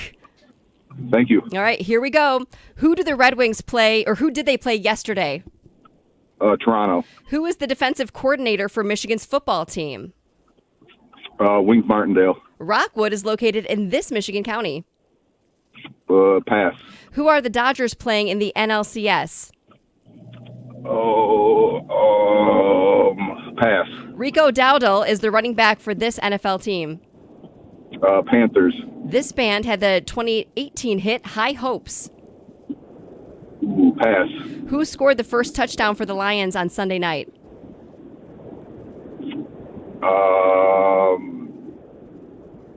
J-Mo. The main campus for Temple University is located in this city. Pass. Who played Alfred in The Dark Knight? I don't know. It's pass. Who is the highest ranked SEC football team in the current AP Top 25? USC. Rockwood is located in this Michigan county. 1, 2, 3, 4. We got you with 4. All right. I'll take it. All right. So that's $100. All right. That's not a bad drop off. If we go to you at the podium No, for not at the all. post-game press conference, what did you think? I have yet to watch it. From what I've been listening to, not very good. Oh no, we were. I was making a joke. I was going to you like. like you're the athlete after the game. We'll go Yeah. to the podium. All right, Spencer. Tell us what happened out there, man. What went well? What didn't go well? What went well? Red Wings questions are good. Anything else are bad. Okay. Spencer, we'll put you on hold. We'll make sure you get your $100. Thanks for playing with us today. All right. 2 Grand Slam on Tuesdays, brought to you by Femininio Law. Get David, get paid. He started off with a Red Wing question, and he got it right. They played the Maple Leafs yesterday. Yep. They beat them back-to-back, 2-1 to start the season, John. And some people thought they wouldn't make the playoffs. Who's the defensive coordinator for Michigan? Wink Martindale. Rockwood is located in this Michigan county. He passed, but it is Wayne. So much harder for him on that one because he's from Flint. Yeah, it's not right around the corner. Yeah. Who are the Dodgers playing in the NLCS? He was grasping at straws, didn't answer, eventually passed, but it's the Brewers, the Brew Crew. Rico Dowdle, running back for this team. Hit that one, the Panthers. He's got a couple big games back-to-back weeks. The band that had the 2018 hit High Hopes. Panic at the Disco. Not on your playlist? So I went and listened to the song. I've obviously heard the song, but I don't think I've ever heard the name of the band, Panic at the Disco. Really? Yeah. Okay. No. It doesn't They're big in the surprise 2000s. me. Yeah. It doesn't shock me at all. Yeah. Who scored the first touchdown for the Lions Sunday night? J-Mo. Yeah, it was a good play by J-Mo. Power into the end zone. Main campus for Temple. Which city? Philly. Come on. Alfred in the Dark Knight. Michael Caine. And the highest ranked SEC team in the AP Top 25. He didn't even. Now, in his defense, like we have absolutely no idea where some of these schools are, but USC has never been in the SEC, but it is Texas A&M. I thought somebody might say Alabama. Sure. But A&M and Ole Miss are undefeated. Those would be good guesses. Right. Yeah. Especially A&M because it would be the right guess. Sure. But yeah, no. As USC, not in the SEC. No. In the Big Ten. Yes. No longer in the Pac 8, 10, 12. No. They're part of Big Ten Saturday night this week. USC. Pac 8. Seriously. Pac 8. What, the Big 8? The old Southwest Conference. Hey, it What about used the to be the Pac 8. AAWU? Tell us about the WAC. Yeah.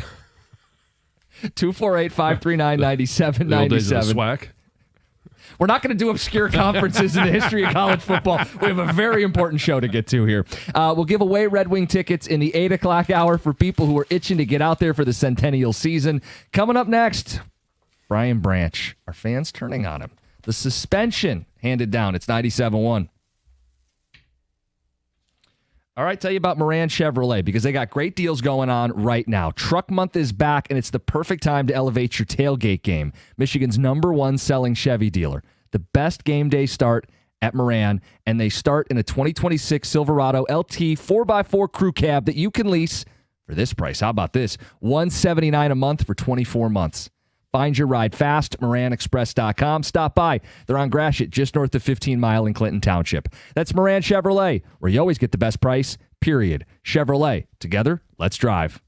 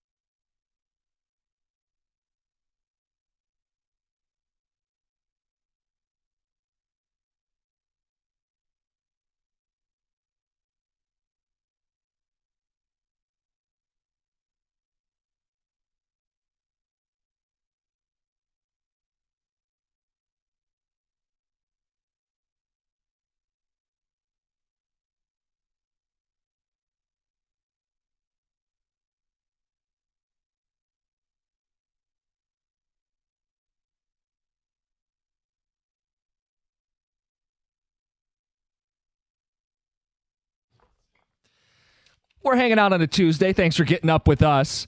Chance to win Red Wing tickets in the 8 o'clock hour.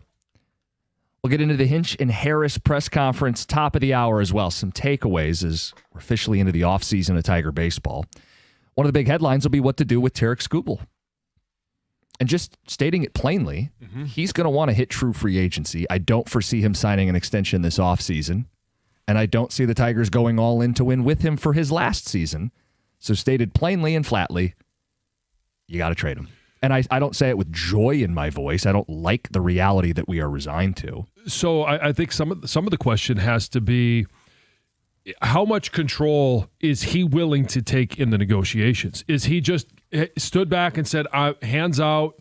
And he kind of mentioned this when he was talking to the media in his last time, is how much of this is going to be, the Tigers? How much of it's going to be his agent? Was it going to be for him? Because he said, I'm paid. I go out there and perform. Yep. The contract negotiations, that's between other people. I mean, he's at least publicly said, hey, Scott Harris is going to take care of that. Well, we know how Scott Harris wants to take care of it. He wants to hit free agency. He doesn't want to sign early and give you a discount. My question, though, is what's his number versus what's Scott Boras' number? And it may be the same. He may have just said, hey, Scott Boras, go get me as much as you possibly can, and that's what the contract I'm going to sign.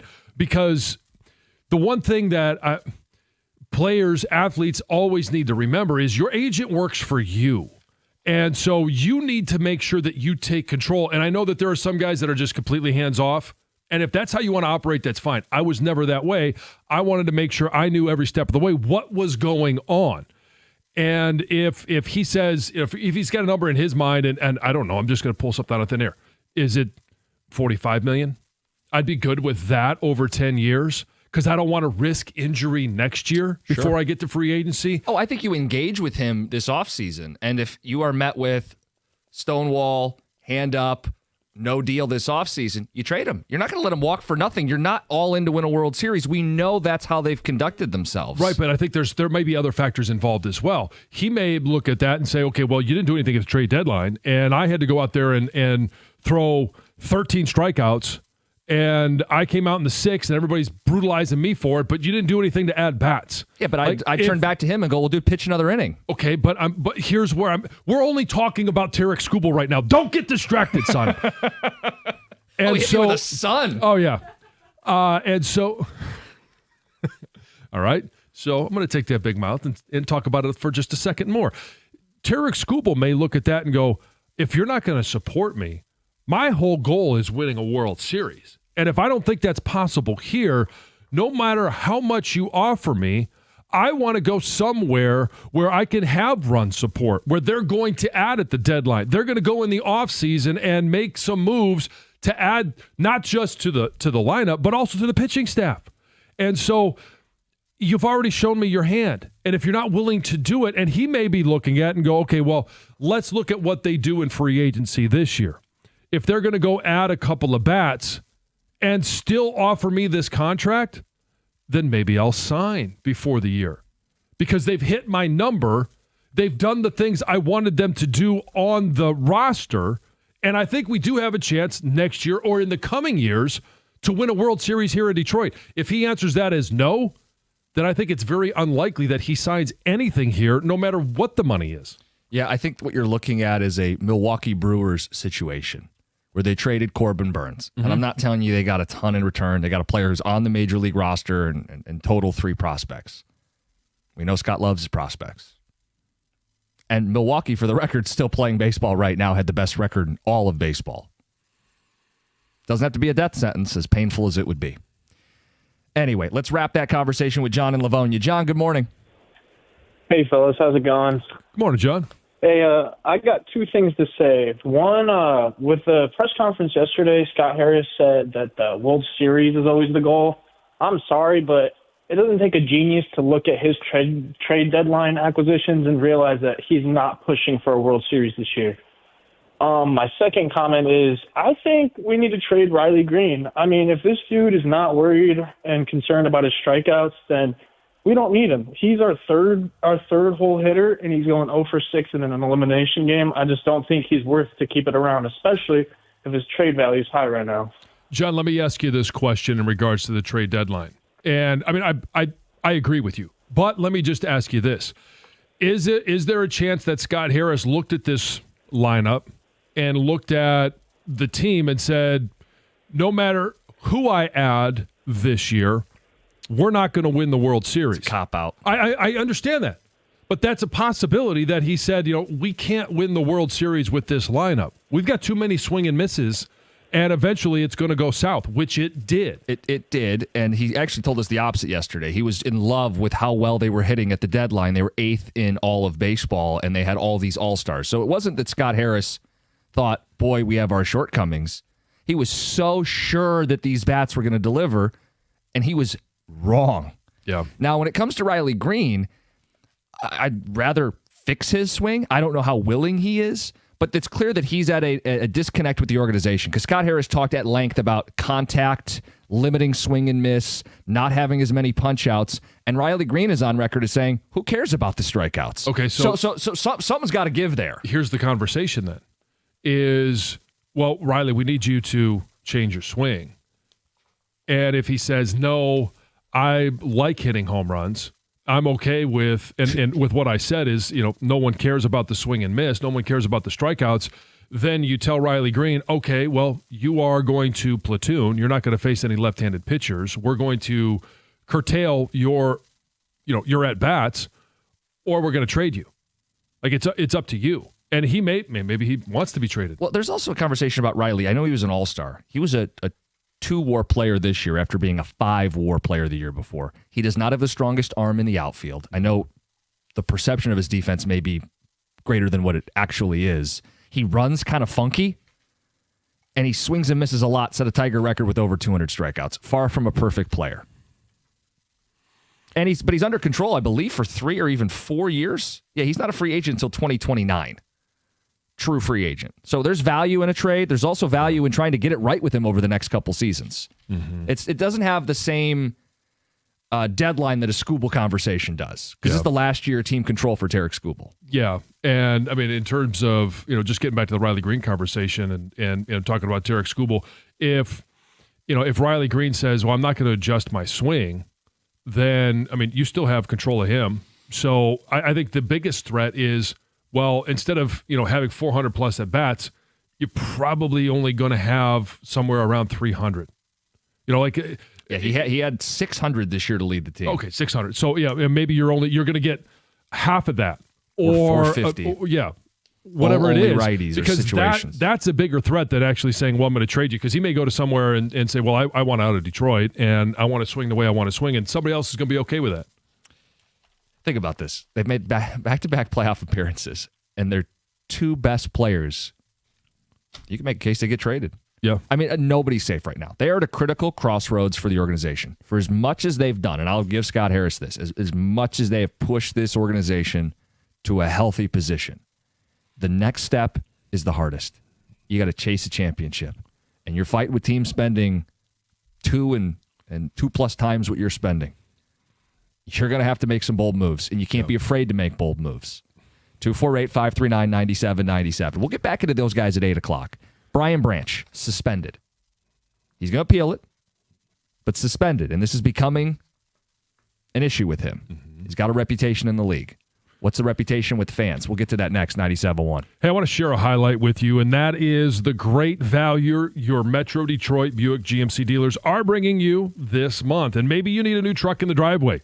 Get Motor City's hottest truck. It's the GMC Sierra 1500 Elevation for an unbelievable $199 per month. Another thrilling option, it's the GMC Sierra EV, built to exceed what you thought an electric truck could be, with over 600 horsepower, and that comes standard. These deals are happening right now at any of your 20 Metro Detroit Buick GMC dealers. GM estimated horsepower rating based on Duet signing amount of $3,189. Must be a current lessee of a 2020 model year or newer Buick or GMC vehicle through GM Financial for at least 30 days prior to the vehicle sale. Tax, title, license, dealer fees are extra. No security deposit required. Mileage charge of 25 cents per mile over 20,000 miles at participating dealers only.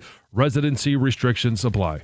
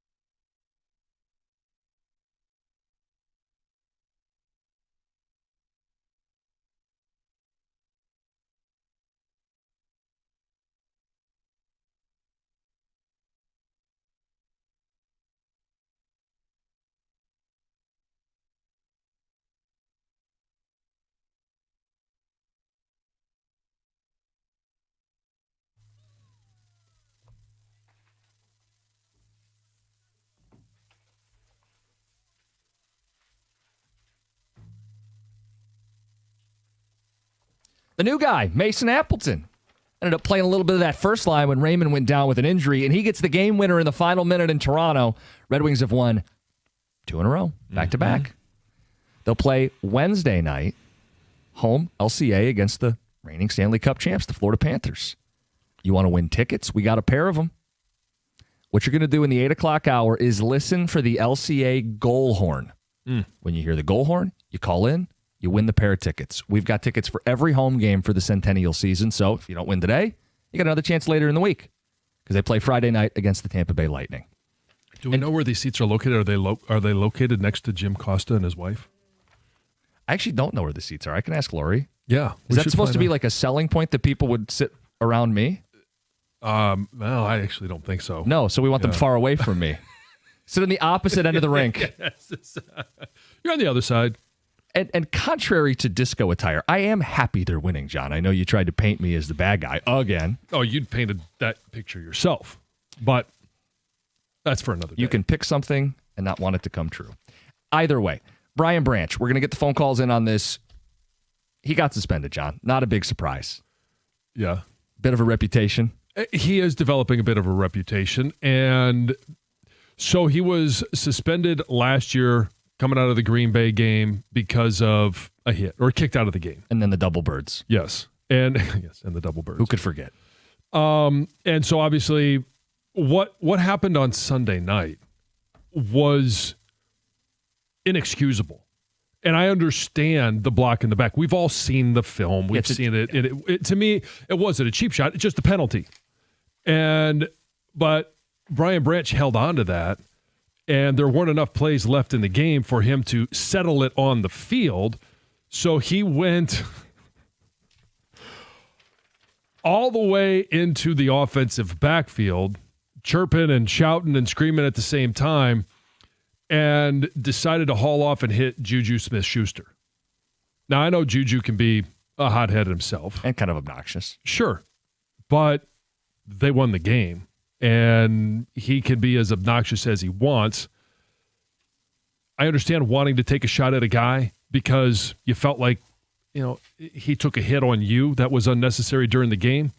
But those things are settled on the field. Correct. They can't be settled that way. And now it's a selfish move to begin with, but it becomes more selfish when you look at the fact that you're playing Monday Night Football the following week against an MVP candidate at quarterback.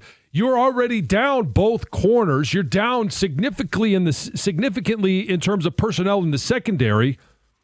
And now you're down another player because of a dumb, selfish decision. 14 different times he's been fined. I think I don't really care that much about the fines because the team's not paying those fines. Those are coming out of his pocket. No, if he wants to keep getting fined, then go ahead and get fined. The league cares about them. And the league then builds the case when you do stuff like this that you are a problem. Well, he was going to get suspended for this whether he had a reputation or not because of it. The NFL only cares about the shield. They only care about the perception of the shield. And this was a horrible look on national TV. But he's putting himself in a position where if he's even on the line in the future, the league's going to say, oh, yeah, you're the dirty player. Sure. Oh, you're the problem. Yeah. You're the guy that can't follow the rules. Mm-hmm. We got to make an example of you because apparently no matter how much money we take out of your bank account, you still don't get it. Yeah. And I don't say that. Like, I love watching Brian Branch play football.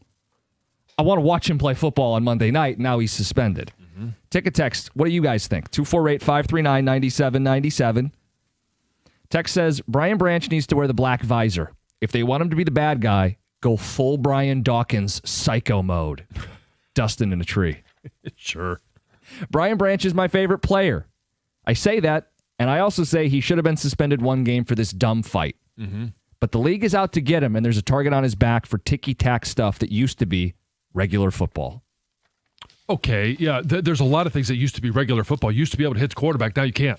He put the target on his back. Yeah. Right. I mean, I think one of the problems here with him is that he's one of my favorite players on the team, but I'm starting to waffle in terms of them giving him a contract long term because of this stuff.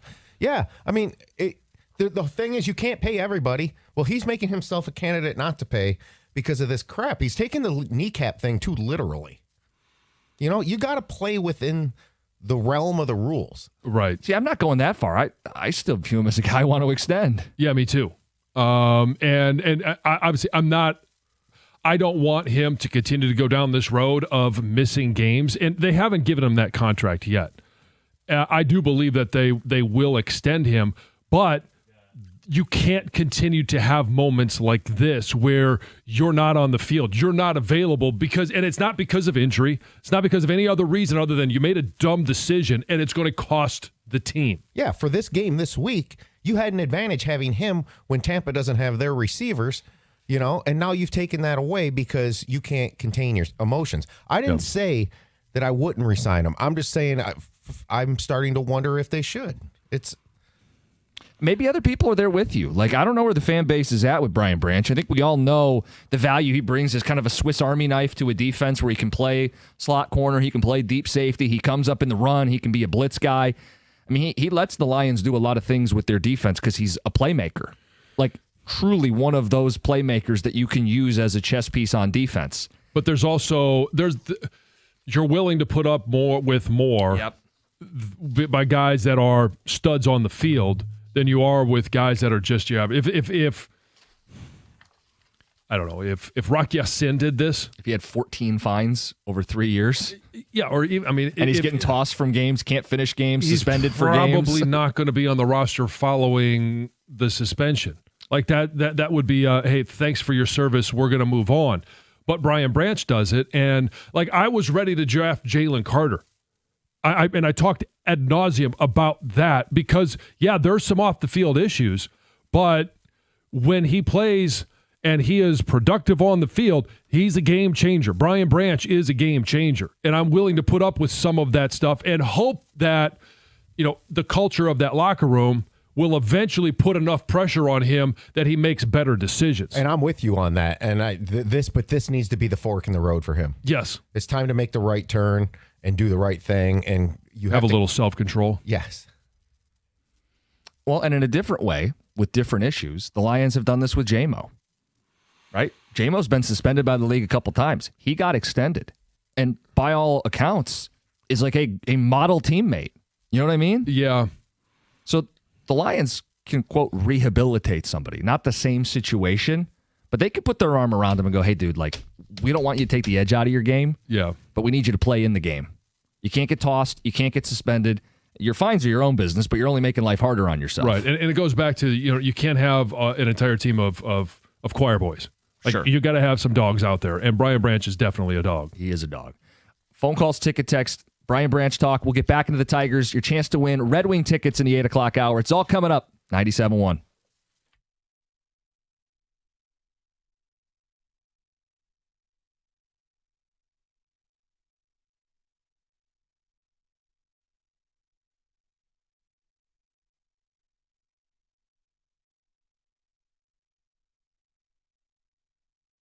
Brought to you by National Benefit Plan Shelby Township. Red Wing star Lucas Raymond exited yesterday's game with an upper body injury in the second period of that 3-2 win over the Maple Leafs. Raymond did not return in the game, and head coach Todd McClellan did not provide any updates on his winger after the game.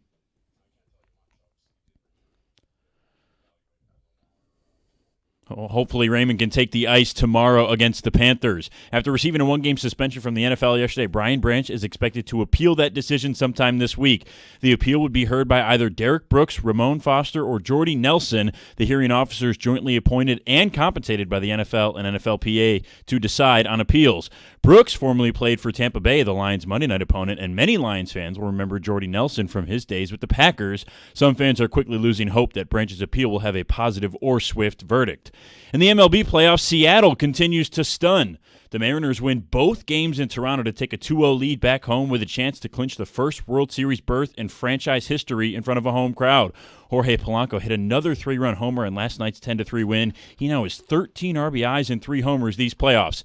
In the NLCS, the Dodgers somehow escaped with a 2-1 win in front of a hostile Milwaukee crowd last night. Starter Blake Snell threw 8 innings with just 1 hit, no walks, and 10 strikeouts. The Brewers loaded the bases in the ninth, trailing by a run with 2 outs, but could not push across the tying runner. Game 2 in Milwaukee is scheduled for 8:08 tonight. And the Pistons take on the Cavs in Cleveland at 7 o'clock for their third preseason game of the year. That can be heard right here on 97.1. At the Corewell Health Sports Desk, I'm Brendan Shabath. For more, go to 97.1 The Ticket or Odyssey.com.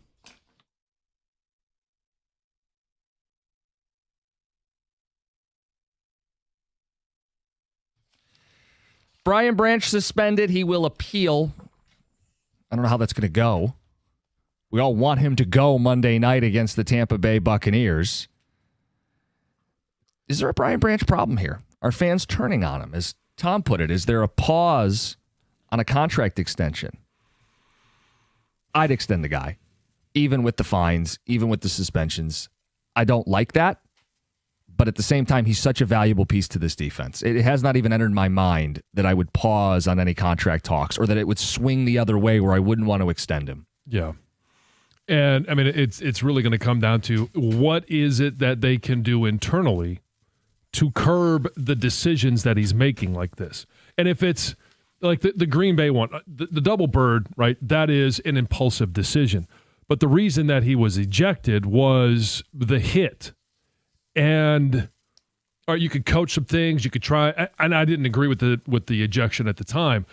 I'm not really concerned about moments like that because that's going to happen. Like, it's an aggressive player. It's like, as we described, he's a dog on the field.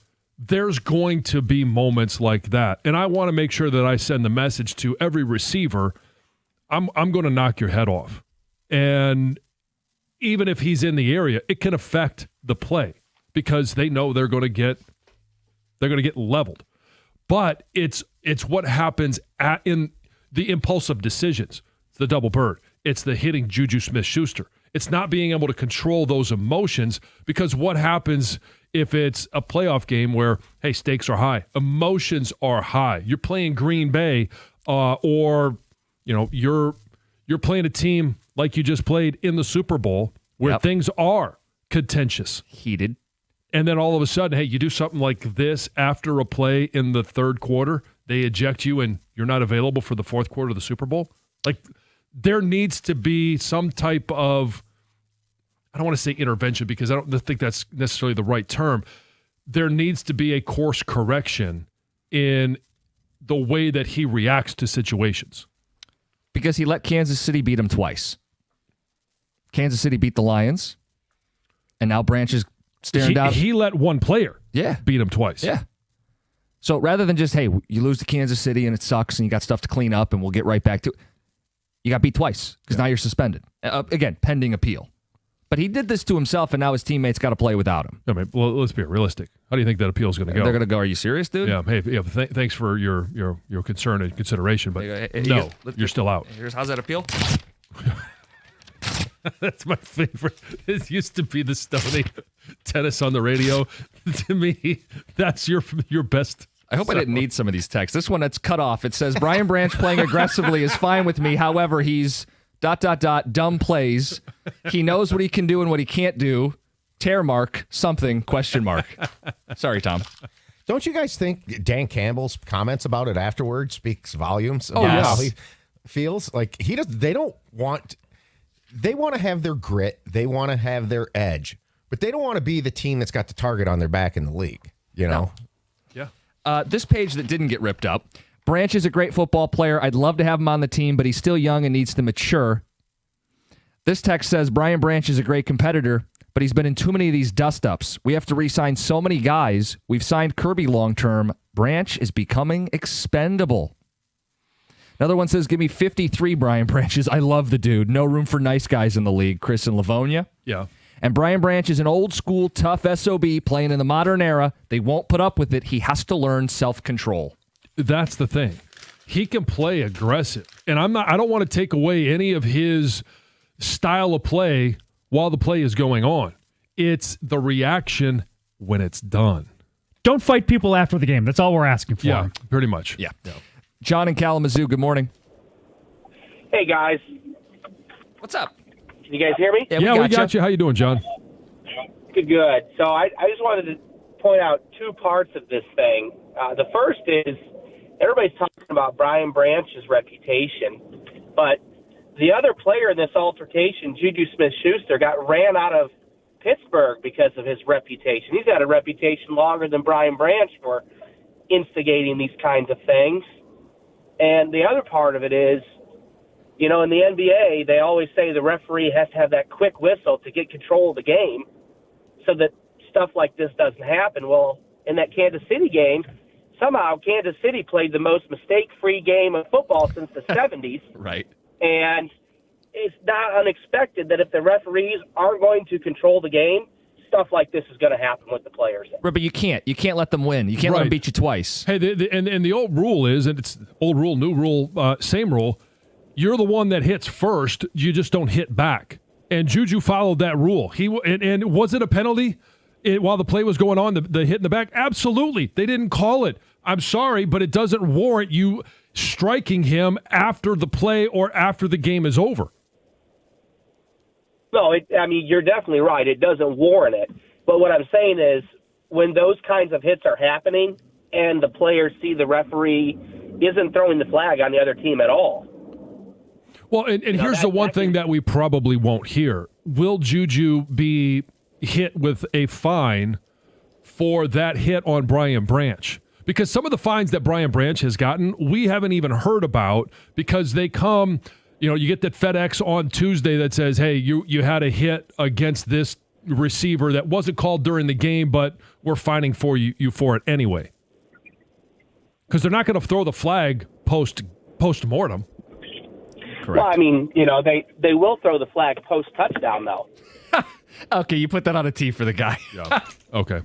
John, good stuff. Appreciate the phone call.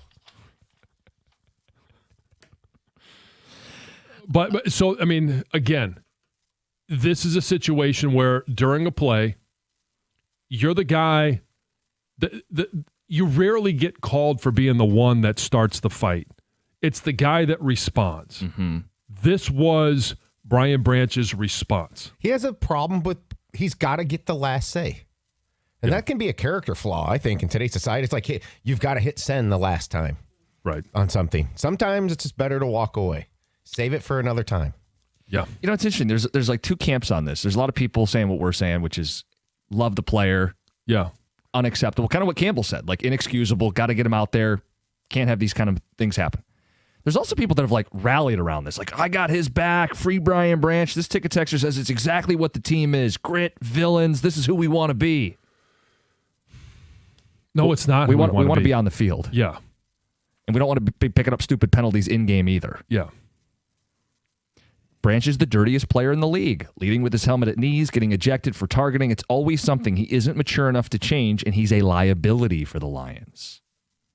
Leading with his helmet at the knees. Wasn't it Kirby Joseph that's been blowing out knees? That's the one that Stafford singled out. That is an NFL rule issue. Yeah, they can't hit high. You can't hit high, so where am I going to go? When there's a big individual, like a tight end, running at a secondary individual, a safety, where am I going to go? If I can't tackle them high, I'm not going to go between the numbers because they're bigger and stronger. They're going to run through me. So where am I going to hit? I'm going to put my helmet right on his knee. And when I was cutting guys off backside, where would I put my helmet? I'd put it right on their kneecap because where did they go? Down. He's getting angry. That's the way it's done. Hey, I'm not going to call the guy out, although we did get a ticket texter that came for you.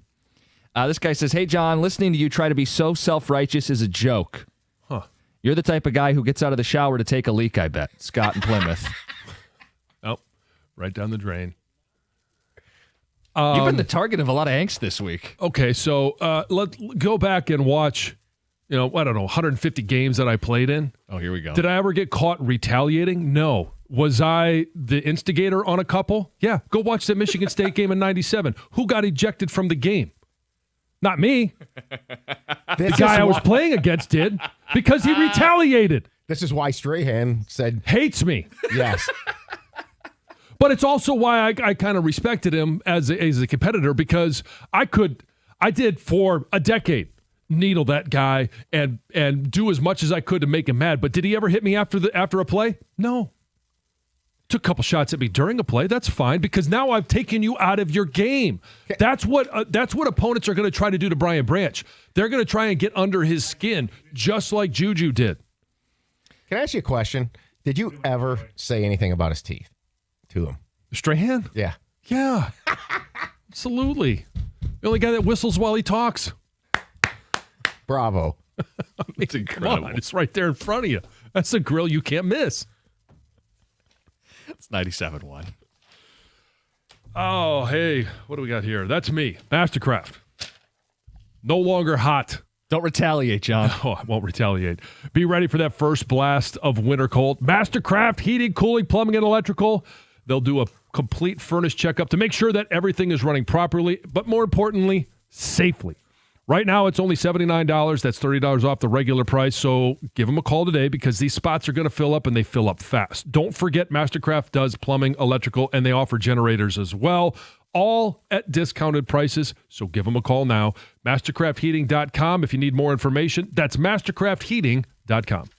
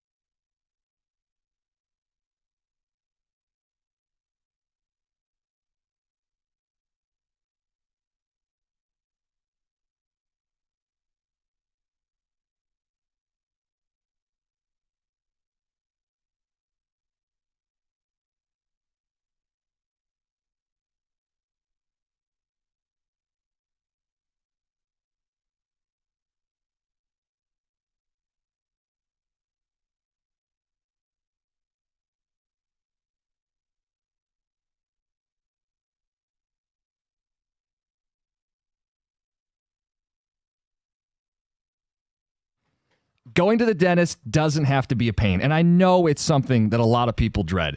Not at Brightside Dental. The Brightside experience, no lectures about your teeth. If you don't have a perfect smile, it's okay. They can help you out. Comfortable, painless experience. If you have to get some work done, I've had them fill a couple cavities. True. Painless. They numb you up. They communicate every step of the way. It's what they advertise. 9 Metro Detroit locations, including one right around the corner from you. $35 new patient special. That's going to cover your exams and your x-rays, and there's no hidden fees. So make that appointment. Get back in that routine. It's 1-800-PAINLESS. BrightsideDental.com. Tell them Jim Costa and the Morning Show sent you. That's Brightside Dental. No judgment, just care.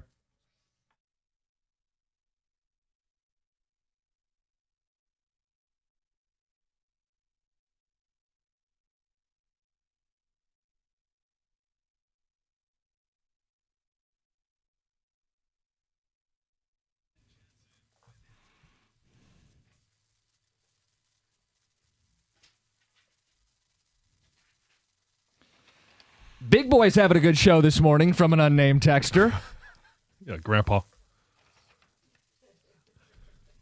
So here's the other thing about that, just to continue to talk. I know you got some ticket text to share, and go probably for it, some good ones. You go into games as a competitor knowing that there are some guys on the other side that aren't tightly wound, or maybe they're a little too tightly wound. And I would know going into every single game who I thought I would be able to get to at some point during that game. And maybe in the first drive, it's not a cheap shot, but it's maybe a little extra push at the bottom of a pile. All of those things start to add up by the third, fourth quarter.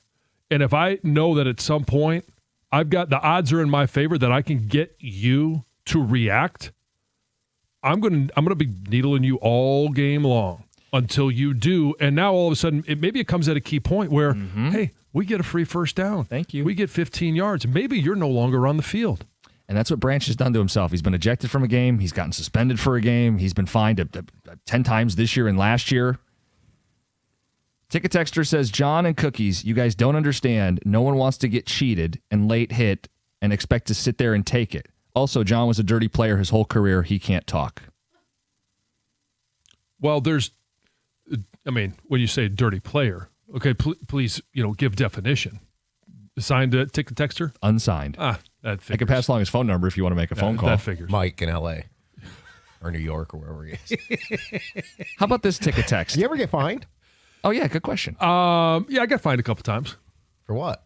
Well, one of them was against the Lions because Robert Porsche hit Brad Johnson late. We had a little bit of a scuffle. Trey Johnson had an official attached to his arm, and I was just simply on the field at the time.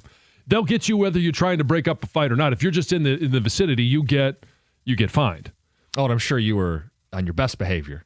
That's one of those where you grab somebody at that time in a white jersey that they don't want to fight or be a part of it. I don't really want to either. So you just kind of slowly, growl at each other a little bit and simply a little bit walk away, and you'll be like, yeah, okay, I'll see you on the field next time. I think this text nails it. He says, grit does not equal villains. Grit means you don't have to be dirty, but you were aggressive, and you were aggressive within the rules of the game. And if you're using if you're saying, hey, Jansen was a dirty player, there's a formula to be able to get away with it. And it is, it may be at the bottom of the pile, like I mentioned. There's a few extracurriculars that go on down there. It's also, hey, when the whistle blows, I know that I've got a split second after that where I can dump you on your back, and it's okay, but it's really going to, it may embarrass you. It may make you mad. And if you want to get up at that point and hit me, go for it. But I'm not going to get called for it. Couple quick phone calls before the news. Calvin, St. Clair Shores. Good morning, guys. Good morning. What's up? I just want to say this. Branch made a stupid mistake. He's going to be penalized for it. But it's hard beating a team and the refs, too, at the same time, because there was a whole lot of calls that the refs missed against the Lions. So what do you guys think? Well, I don't know that Branch is going to really get the last laugh here. Like, yeah, that'll show him. I'll get suspended for the next game. Yeah, he didn't really get his justice in doing this. There's no action as a player that I can do on the field that is going to, it's going to point a finger at the refs and say, see, showed you, told you. See, you weren't flagging them, so I went out and got myself suspended. Okay, cool flex. Let's get to John in Sterling Heights. Hey, good morning. So I'm glad he did this, and the reason why is because I'm so sick of Mahomes and that stupid smirk on his face, and just that whole team. I mean, the whole NFL complains about them, and no one's got the guts to do something. They just take it and ignore it. Like, ignore them. Just ignore them during the game. Well, you know what? I think he's had enough ignoring, and he didn't want to shake his hand, and I think that's fine. He probably doesn't like him. If it was Stafford or somebody else, he probably would have shook their hand. But he probably doesn't like the guy. He doesn't want to deal with him. He's got that smug look on his face, and they got to try to rub it in. So, honestly, I'm kind of glad he did it, to be honest with you. Really? So, last thing, if you don't... Yeah, I am. Yeah, because you heard his comment. He goes, I feel like they're bullying me. Well, if someone's bullying you, you got to do something. And so, honestly, I'm glad he did it. And hopefully other players do it, too, in other teams, because it's enough. And honestly, enough's enough with this. I just can't even stomach this team, honestly. But one thing I think is important to bring up is if you watch the game live or you go back and like TiVo it or whatever, you'll see that one of the players on the Lions, he's got like his head shaved on the back and the sides, and it's kind of like braids pulled up in the air. He's punching people in the face. Do you know what I'm talking? I don't know who it is, though. Have you guys seen that? No. No, I haven't. That guy, yeah, you please, I mean, at some point, please watch that, because he's the guy who should be suspended. And if he's not a good player, I'd kick him off the team. And you're saying this is a Lions player? Guy, yes, 100%. So the guy pushes Schuster. He pushes Schuster. Schuster comes back at him, and then Branch is on the ground with Schuster. They stand up, and you'll see to the right of them, it's a black guy with his head shaved on the sides and the back, and his hair's pulled up in like a little ponytail on top. He's punching a guy in the face. I think it's a security guard in the face. I haven't seen it. I mean, I can go back and look at it. I don't recall seeing that. I could tell you what's going to happen, and these are some of the fines that we won't hear about, is the NFL is going to look at that entire replay. And if you're somebody out there that throws a punch, or if you are anybody out there that is even shoving someone else on the other team, you're going to get fined. And I don't know what the minimum fine is anymore. It used to be like $7,500. It's probably much more than that now. But you'll get the FedEx envelope that says, "Hey, we saw what you did after the game, and here's your fine." And you can appeal that, and no one's going to know about any of those, but they happen. All right, we got Greg Palm later in the hour. We are going to get back into Tiger baseball. Harris and Hinch spoke at the podium for over an hour. We have some takeaways, and obviously we'll get into the big offseason question. Tarek Skubal. First, Heather with the news. Well, a card skimming device and camera were found at a drive-through ATM in Berkeley Sunday night. MSU Federal Credit Union called police after an alarm was activated on one of their ATMs. Police say that this device was installed overnight and it could be connected to other similar crimes at other MSU Credit Union locations like in the area. Detectives say they are working to identify the suspect and determine if anybody was affected, but they do believe that the device was only on this ATM for a few hours, so they're hopeful that nobody's information was actually, taken. But police are reminding residents to remain alert when using ATMs, to look for anything unusual. Is there an unusual attachment or damage to the ATM? If so, maybe don't use it if you see that. Zadarius Smith is walking away from the NFL in the middle of his 11th season. So he announced his retirement on social media on Monday. He said, "I knew this day would come, but now it's here." He said, "I'm feeling so many emotions I never expected. Who would have thought that a kid from Greenville, Alabama, with just 1 year of high school football experience would go on to play professional football in the NFL for 11 incredible seasons or years?" He did go on to explain how, it was a really nice post, how the NFL has really helped transform his life and how he's so thankful for the opportunity. But he's done. Oh, good for him. Odd timing? Yes. Yeah. Yeah. Yeah. Did you ever have a teammate retire like mid-season? Mid-season? No. No, not mid-season. We had some guys get into training camp and be like, I can't take it anymore, and then retire. But no, not mid-season. And I get it. I mean, if he's not feeling it, it's and I love it that it's the Philadelphia Eagles that he's doing it to. Yeah, it hurts them. Does have more sacks this year than Davenport. Yeah.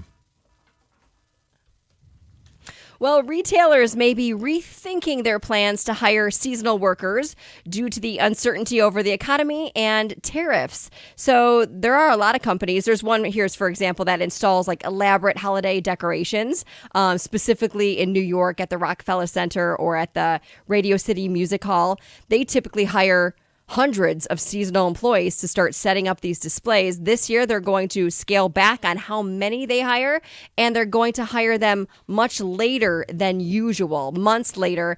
Experts explain that holiday hiring this year could fall to the lowest level since 2009. Almost every single corporation that they talk to, we're going to be hiring a lot less than they have in years past. There's only one company that's going to hire the same amount as they did last year, and that's Amazon. Makes sense. But they also say not only is it due to the economy and tariffs, it's also happening because of AI. A lot of companies are using AI to replace some workers, specifically in like call centers. Yeah. So we're seeing that happen as well. And a lot of companies say, hey, we're just going to wait till last minute when we really need somebody. And they say, I think we're still going to be able to find those people we need to hire. There's still people out there that we can find. Let's see what I got. Oh, the Super Bowl halftime show. The drama just continues. Some fans are still not happy that the NFL announced that Bad Bunny is going to be the headliner for the Super Bowl halftime show. And now there is an online petition that is calling for the singer to be replaced with a country legend, George Strait. So the petition says that the show should be, should, quote, unite our country, honor American culture, and remain family friendly. George himself has not publicly commented on this campaign. No, I don't think he will. No, but as of last night, the petition had over 4,500 signatures. So I get wanting the performer to sing in a language you understand. What I don't understand is the temper tantrum. Like, it's not someone you wanted it to be. You move on. It's not always someone you want it to be. I don't know if everybody loved Kendrick Lamar last year. You move on. It's a Super Bowl halftime show. Yeah. Behind the watch scenes, or don't watch. Behind the scenes here, real quick. You realize what you just did? What did I just do? So your little smarmy Davenport comment, people think that's the goal horn for the Wings. The smart alarm. Greg's morning. I know. I looked at Greg. I go, I'm sorry. Yep. That was not the Red Wing goal horn. What The if that Smarm was the alarm is goal horn? different. The Red Wings score a goal and they play the Smarm alarm. Yeah. They put you on the video. You know what? Hey, they should do that. And every time they score a goal, they put up a picture of Jim Costa with the Smarm alarm after your with the disco shirt. With the disco shirt, and the sunglasses. Yeah. Don't do it again. Oh. It's Heather with the news. All right. Greg Palm is next, 97.1. Hey, Detroit, it's Heather here with some big news. Verizon, America's best 5G network, wants you to bring in your AT&T or T-Mobile bill, and they'll give you a better deal. If you think Verizon is expensive, well, think again. Not only does Verizon let you lock in your low price for 3 years, everyone in the family can mix and match their plans with My Plan. And everyone can get the same great phone deals when they trade in their eligible phone in any condition on My Plan. That means new and existing customers. That's more reasons to save, more reasons to switch. Bring in your AT&T or T-Mobile bill to your local Detroit Verizon store, and they'll give you a better deal. Rankings based on Root Metrics United States Root Score Report dated first half 2025. Your results may vary. Must provide a postpaid customer mobile bill dated within the past 45 days. Bill must be in the same name as the person redeeming the deal. 3-year price lock applies to then current base monthly rate. Additional terms apply to promotional offers. See www.verizon.com/switch-2-verizon/.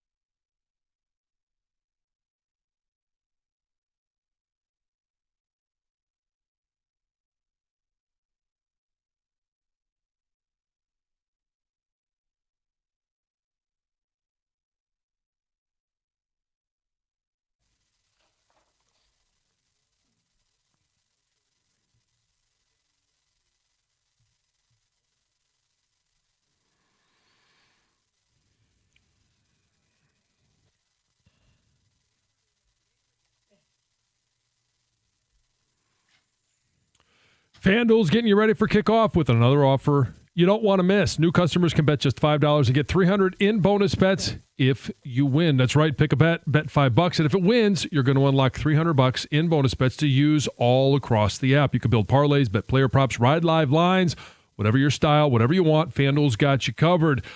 We're rapidly approaching mid-season. It's unbelievable. The only question is, are you ready to play, and why haven't you played yet? Visit FanDuel.com/971 Detroit to download the FanDuel app to get started today. That's FanDuel.com/971 Detroit. Must be 21 or over and present in Michigan. First online real money wager only. $5 first deposit required. Bonus issued is now in trouble bonus bets that expires 7 days after receipt. Restrictions apply. See terms at sportsbook.fanduel.com. If you have a gambling problem, call 1-800-GAMBLER.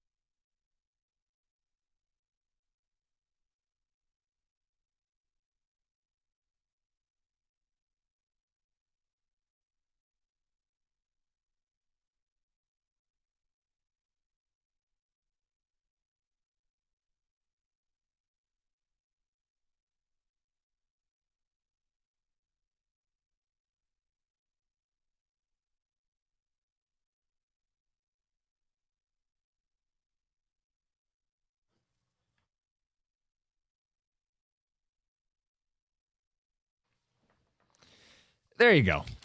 Good morning, 97.1. Jim Costa, John Jansen, Heather Park, Gov and Greg behind the glass. Wings won yesterday in an odd day hockey game, but it was Canadian Thanksgiving. Yes. So that's why they were playing a 2:00 hockey game yesterday. Yeah. Is that the same as the Lions playing at noon on our Thanksgiving? If it is, I love that we ruined it for them. They threw 40 shots on net and lost. The American team wins. Lions are at 1 p.m. now, remember? That little subtle change that annoyed John. It still does. It's a half hour. Who's more annoyed, John, that there's an hour shift on Thanksgiving? It's a half-hour shift. Half-hour shift. Or that Heather's entire Christmas day is going to be ruined? Because the way John talks about it, I think it might be a push. Yeah, I think so. Because it completely changes. No, it doesn't. Yes, the time that you're available to eat Thanksgiving dinner between the Lions game and the Dallas game. Okay. All right. It's a very, very, very tight window now. Okay, I just want to move on. I don't want to get drawn into this you conversation. You asked the question, now you just want to move on? I do. I'd like to get into what Scott Harris and AJ Hinch had to say, because we really built this up, right? Like, what would these guys say after blowing this big division lead and they got bounced in the same spot as the year before? So you build it up in your head, and what's it going to be? John, it was more than an hour of these guys fielding questions, and Scott Harris had a lot to say. And I was surprised. The level of contrition and admission. He said, we deserve the negativity that circles this team. Yeah. He admitted they need to get a whole lot better and that he deserves to be questioned. He does wonder if they should have added a bat, although he kind of also just put it more on the guys struggling down the stretch. But he understood the questions about adding a bat. And John, he even gave us a little bit of a glimmer into the deadline deal that wasn't, when he heavily implied that they wanted Troy Melton for Suarez. Right. And then he kind of dumped on Suarez. He's like, well, the player didn't really do much anyway, and our player was on the playoff roster. Okay, so quick. Yeah. If the Tigers had done that deal. Mm-hmm. Now, it's hard to take away what Suarez did or didn't do. And who knows what he would have done here. Right. Yeah. And it's hard to remove what Melton did. Mm-hmm. What would your thought have been if that would have been the trade? If they made the deal at the time, I think I would have liked the deal. But I also would push a little bit here that, okay, Scott, you didn't want to give up Melton. Seattle didn't give up a Melton-type player, right? Right. Seattle added, so you got to counter. It's your job to negotiate. Fine, right. You didn't want to give up Melton. I could understand that position. Seattle didn't give up Melton or a Melton-level player to get Naylor or Suarez, and Naylor made the difference. There were other bats. If you don't like Suarez, fine, he couldn't hit. It's still your job to add a bat. It's still your job to see the future. You can't sit on your laurels and go, well, we had a top 10 offense and we had all these all-stars. It's your job to plan. Don't be reactive, be proactive. And he can't go back and change the deadline. Right. And he also was trying to thread the line of, hey, we did make back-to-back playoffs. The organization is in a relatively good spot, much better spot than when he took over. And at the same time, he and AJ Hinch stressed, this is nowhere near good enough. The goal is a World Series. The goal is a World Series. So what did you take from the two of these guys speaking? Well, the most important thing I think that was said was actually by AJ Hinch. And I do think, especially that, they've come to AJ and said, hey, we want you to be here. As Scott Harris said, I want him to be here as long as I'm here. I think he's one of the best managers in all of baseball. But in having said that and knowing the context, I think he's going to have a little bit more input in the offseason with what happens with guys on the roster or with what's going to happen with guys that they want to add to the roster. And his quote was, we're not going to be naive and think that we can just run it back and do this again. And so I love that comment because, you can't be that naive. You can't just run it back. And we talked about that going into this season, just simply running it back. And we didn't think Spencer Torkelson was going to be on the roster, but due to injury and circumstances, he was. And he overperformed anything that we thought he would be. It wasn't groundbreaking or it wasn't, astronomical numbers, but he was better than we thought he would be. Colt Keith, Riley Green, all of these young bats and young players. And yes, Riley Green is still young. I don't know when we're going to make that transition to he's a veteran player. Now he's been an all-star a couple of times, but there wasn't enough growth, consistent growth throughout the course of the year for the bats that were here, and you didn't want to block, you didn't want to develop, and Jace Young never did anything. Yeah. It's all those guys. So, yeah, I love the fact that we're not just going to do what we did last year and run it back with these same guys. Do you believe that? Because I still did hear a lot about internal, and it's on our guys and our young players and even our young players who are in the minors. There was a lot of we have no reason to believe it. Yeah. Until they do something about it. Yeah. So I think one of the things I took away from yesterday, and I had a hunch of this already, but I think they're too analytical. That Scott Harris, he bought into the top 8 offense for 5 months of the season too much. And I think we all saw it in McKinstry being an all-star, and he was already an alternate to begin with and stuff. And Baez, that there was a fool's gold there, whether the numbers said it or not. They didn't pass the eye test. Correct. And I think he trusted the numbers for the 5 months, which normally would be the smart thing to do. But when you watch this team play throughout the season, even earlier, their offense just didn't have enough oomph. Fool's gold. Emphasis on fool. He was fooled. He got fooled. As the team president who had a team in first place, he was fooled. And I just think that's the reality, is now you can't get fooled again. Right. And they performed at that higher level above their heads for 162 games if you combine both years. Right. And he talked about that. Look, we're going to eye test stuff a heck of a lot more than a general manager of a baseball team, but I think he got duped. And I think he's realized that and almost said it yesterday, to be honest with you. Yeah, I feel like he wanted to walk a fine line. He doesn't want to throw his players under the bus. He did highlight the fact that they are striking out too much, that they need better contact. I mean, that also flies in the face of Riley Green in his all-star season where he set the franchise record with 201 strikeouts. So I did say and I want to clear that up, that I think AJ got too analytical. The fact that you never just, hey, I'm throwing in Jemai for Parker in that 15-inning loss. The righty-lefty thing got overemphasized. Okay, but if you know that's who your manager is, and we think AJ's a very good manager doing it that way, why didn't Scott Harris give him a single bat? Fine, it wasn't going to be Suarez. There's some holes in his swing. The asking price was too high. I have to deal in real markets.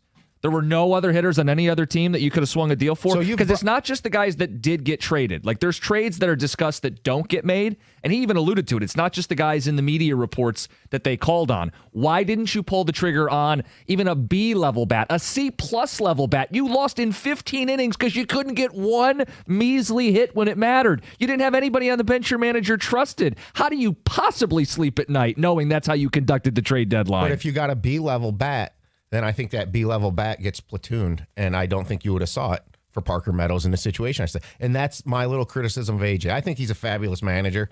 I just think they got too into the weeds with the numbers and the analytics. 248-539-9797. If you have some grandiose takeaways, they spoke for an hour. There's certainly plenty to talk about. The Skubal stuff is the big conversation for the offseason. I think everything starts with what's going to happen to Tarik Skubal. And I think we know what's going to happen with Tarik Skubal. We'll get to that next. 97.1.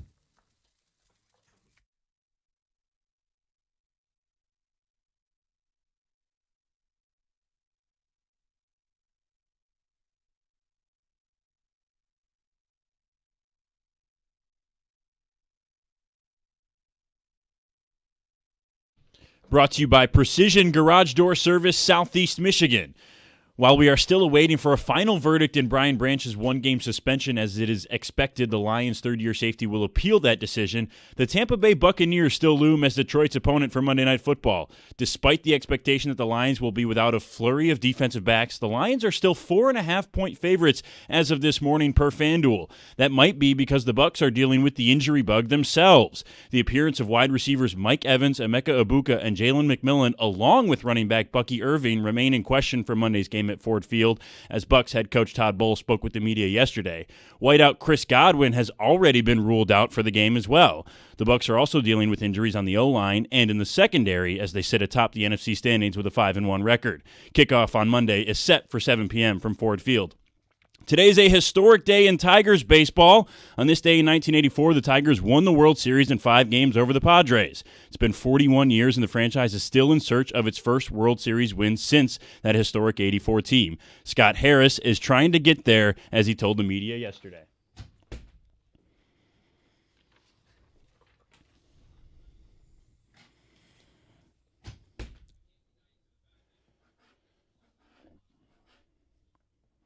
Regular season NBA basketball is just around the corner. The Pistons taking on the Cavs today for their 3rd out of 4 preseason games. That's at 7 o'clock, coming up right here on 97.1 The Ticket. At the Corewell Health Sports Desk, I'm Brendan Shabath. For more, go to 97.1 The Ticket or Odyssey.com.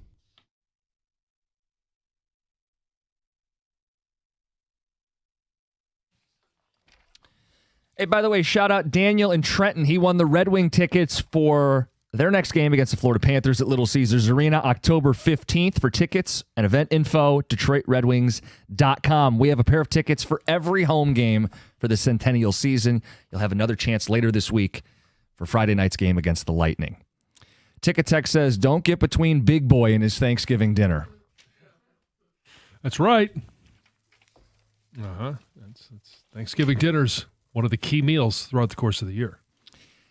You heard some of Scott Harris in the update, and we wanted to get people's thoughts on that hour-long press conference yesterday. If you saw clips of it, if you watched the whole thing, I was fascinated to see exactly how they would position this, because they blew it. They blew the biggest division lead in the history of baseball, and they didn't get any further than the year before. So Scott Harris walks the fine line. He says we took a step forward. I don't really think they took a step forward, but he did, you heard him, admit some fault. And said he deserves the negativity and deserves the questions, and they ought to get a whole hell of a lot better. The big question for the Tigers for the offseason is Tarik Skubal. What's going to happen with Tarik Skubal? Because, John, I want to present 2 very simple facts. What I believe to be facts, and if you want to fight me on them, we can, but I think it's widely accepted. 1, Scott Boras is going to want Tarik Skubal to hit the open market and hit true free agency. In other words, he won't sign an extension this offseason. The second point is we don't believe the Tigers are going to go all in to win with Tarik Skubal in his final year of club control. If those two things are accepted fact, there is only one conclusion. The Tigers should trade Tarik Skubal. And I say it with no joy. I would much rather pay homegrown elite talent. But if those 2 facts are true, he's going to hit the open market, and the Tigers aren't going to go all in with him next season, you must trade Tarik Skubal. Well, and the other factor is, does Tarik Skubal even want to be here?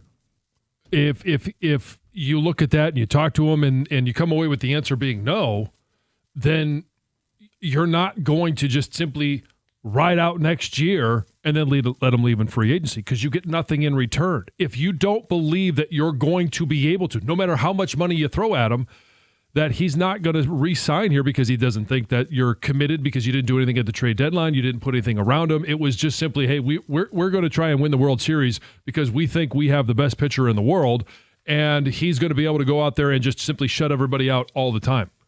Like, if that's what he believes, then yeah, you have to trade him. 248-539-9797. How does that land when you hear that? The Tigers have to trade Tarik Skubal. Do you agree with it? Do you understand it, even if you don't like it? Because that's kind of where I'm at. I don't like it, but I understand it. That's what's got to happen here. Well, and okay, even if you sitting there going, man, he's such a good pitcher, do you want to pay him that much money? Because we're talking how much money? Only go $50 million a year. Yeah, a deal of over $400 million for 8 to 10 years. Yeah. So if that's the case, do you want to, for a guy that's going to pitch once every 5 days and never go above 100 pitches, or at least rarely go above 100 pitches, is it worth it? Hard sell. And you look at what Milwaukee did. They didn't get a ton back, but they traded Corbin Burns and got something, and they had the best record in all of baseball this year, and they're still playing in the NLCS. I think they'll lose to the Dodgers, but it's not like life ended when they traded away Corbin Burns. And life won't end. I mean, it'd be a bitter pill to swallow for Tiger fans, but life won't end. Yeah, and in reality, everyone might lose to the Dodgers this year. Right. We don't know how it's going to all end, but it seems like it might be trending that way. And I'll be curious to see the reaction we get on the phones today, because I also think part of this is there are Tiger fans who say good riddance. Oh, you don't want to pitch a 7th inning? You're out of gas? Season's on the line, buddy. What do you mean? At least go out there and see. And I think there's a belief from a lot of Tiger fans like, okay, if he's not tough enough, if he's not ace bulldog enough, ain't no way I'm paying him. Hit the road, get something for him. And I mean, so we're coming up with all these reasons why to trade because you and I both believe that they should, and most likely eventually will this offseason. I want to be clear. My preference would be that they paid 2 big-time boppers and paid Tarek Skubal, and they spent like there's no salary cap. Yep. I don't think that's the truth. And I don't know that Skubal's even going to sign an extension this offseason. Right. And so if that's the case, and you're looking at it going, I mean, is the biggest question about one of the best pitchers in baseball in Detroit always going to be, you know, like his reputation? He more than likely will win the Cy Young again this year. So it's 2-time Cy Young Award winner. And will the perception in Detroit be like, he didn't pitch the 7th inning, so good riddance? It sounds so silly. I know, dude.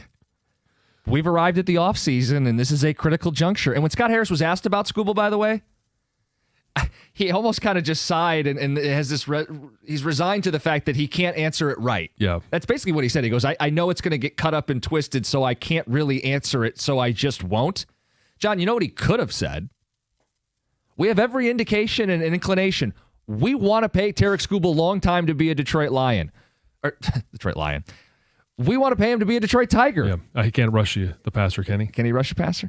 No. Scott Harris could only have for 3 out of the 4 quarters. There you go. He could have come out and said, we want to make him a Tiger for life. That doesn't mean he's going to agree to it, but he could have put the ball in their court and said, we have every indication. Right. We're going to try to extend him this offseason. They didn't say that. Because it's also, okay, fine, I can't say. You could say you want to keep him long term. You can. There's no downside to that. It could also be, hey, maybe they have an agreement with Scott Boras that says, after anything that leaked out last year, we're not going to make any comment. 0 comments. Because we do want to try and re-sign him, but we don't want it to be, hey, the checkbook is open. Mm-hmm. But then all of a sudden you hear that, oh, well, they made an offer that's disrespectful. Right. Well, isn't that what happened last year? Right. And so that's my point of, okay, we're not going to say anything, but we expect the same out of you. You're right. So if they floated an offer for $340 million. Right. Oh, it's disrespectful. And Boras goes, come on, it's back-to-back Cy Young Award. The Tigers are cheap. Let's leak that. They don't know. They don't have the money. Get your bread up. So that's part of why, and you ask, why wouldn't he just go out and say, yes, we have all intentions of signing Tarek Skubal. I think that may be a reason. Yeah. If they offered him 8 years and $400 million, do you think he'd sign it right now? No.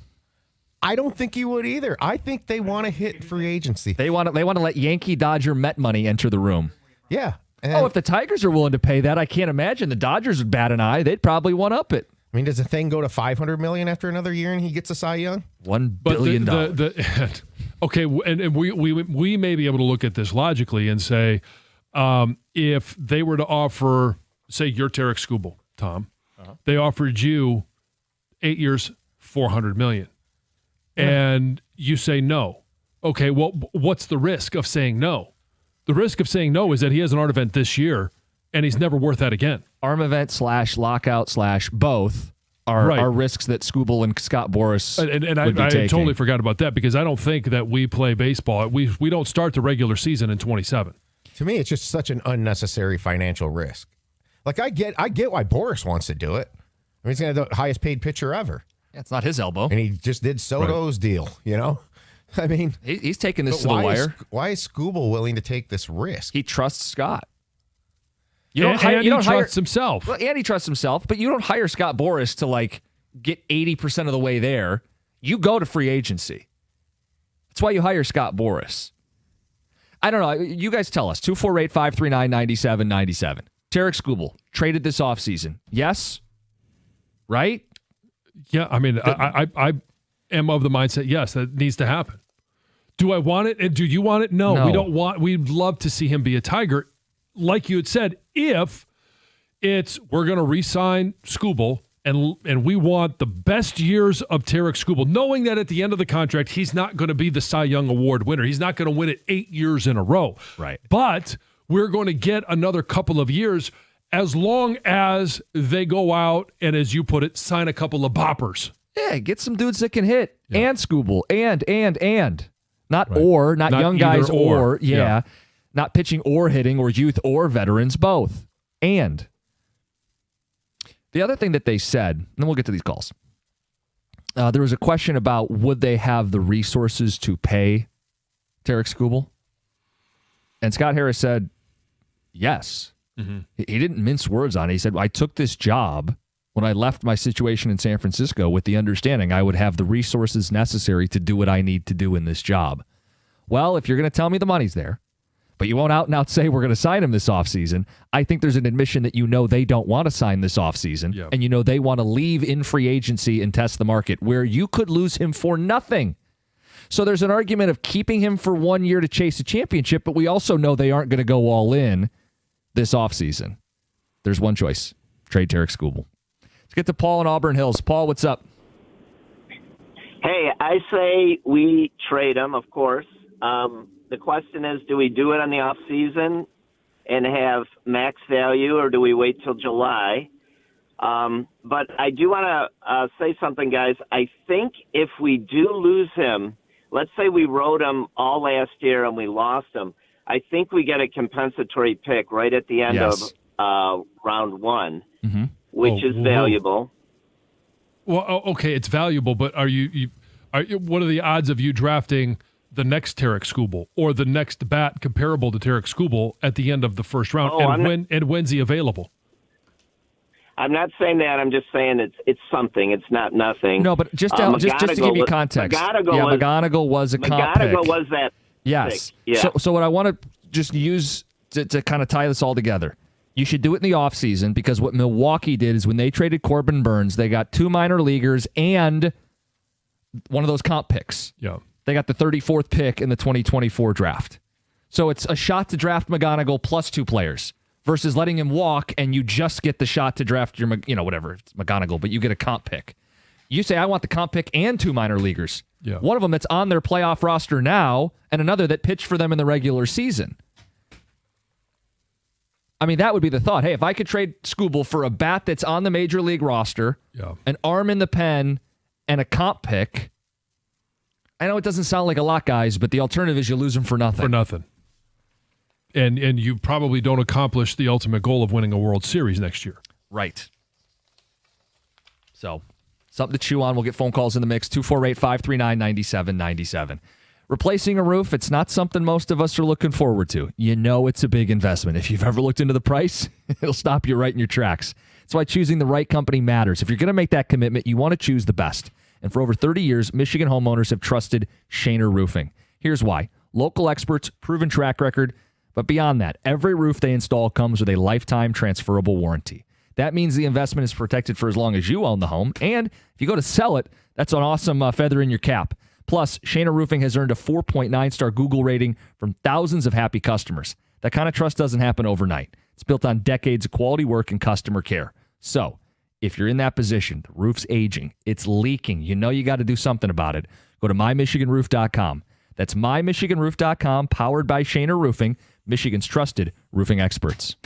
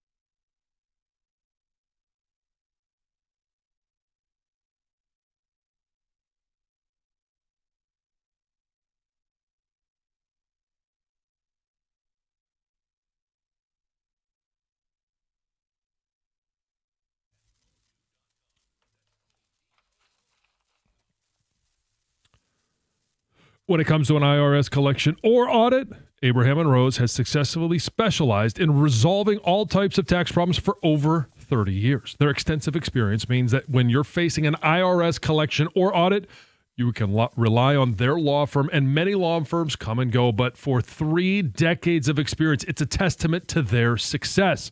Their experienced team is ready to evaluate any underlying federal or state income taxes or payroll taxes. All you have to do is visit abrahamandrose.com or call 248-539-5040 so you never personally have to deal with the IRS.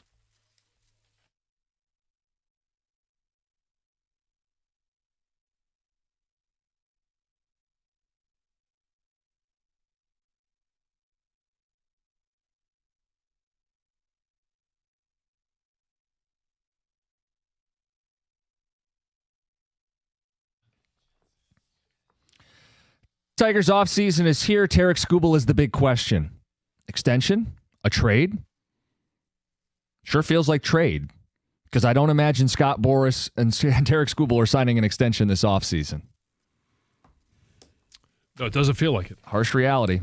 Ticket text, 248-539-9797. Are they going to be willing to pay the price of admission? And if they are, is Tarek Skubal even willing to take whatever price they offer? You're saying if he's not happy with the lack of run support in the playoffs, lack of moves made at the deadline, lack of seriousness from the front office in Detroit. Or maybe he just wants bigger, shinier, brighter lights. And the most money possible, which he would get on the open market when the Dodgers can bid, when the Yankees can bid, when the Mets can bid. That's why you hire Scott Boras. And Ticket Text have pointed that out. Boras has been in Skubal's life for 10 years. ESPN did a piece on it. Skubal trusts him completely and will let him control the process, which to me means you're not getting a deal done this summer or this winter. If you're not getting a deal done, he's going to hit the market and you'll lose him for nothing. And you could sell it as, okay, fine, well, we're going to go chase the World Series while we've got him. But John, you and I know better. They're not going all in this offseason to chase the World Series.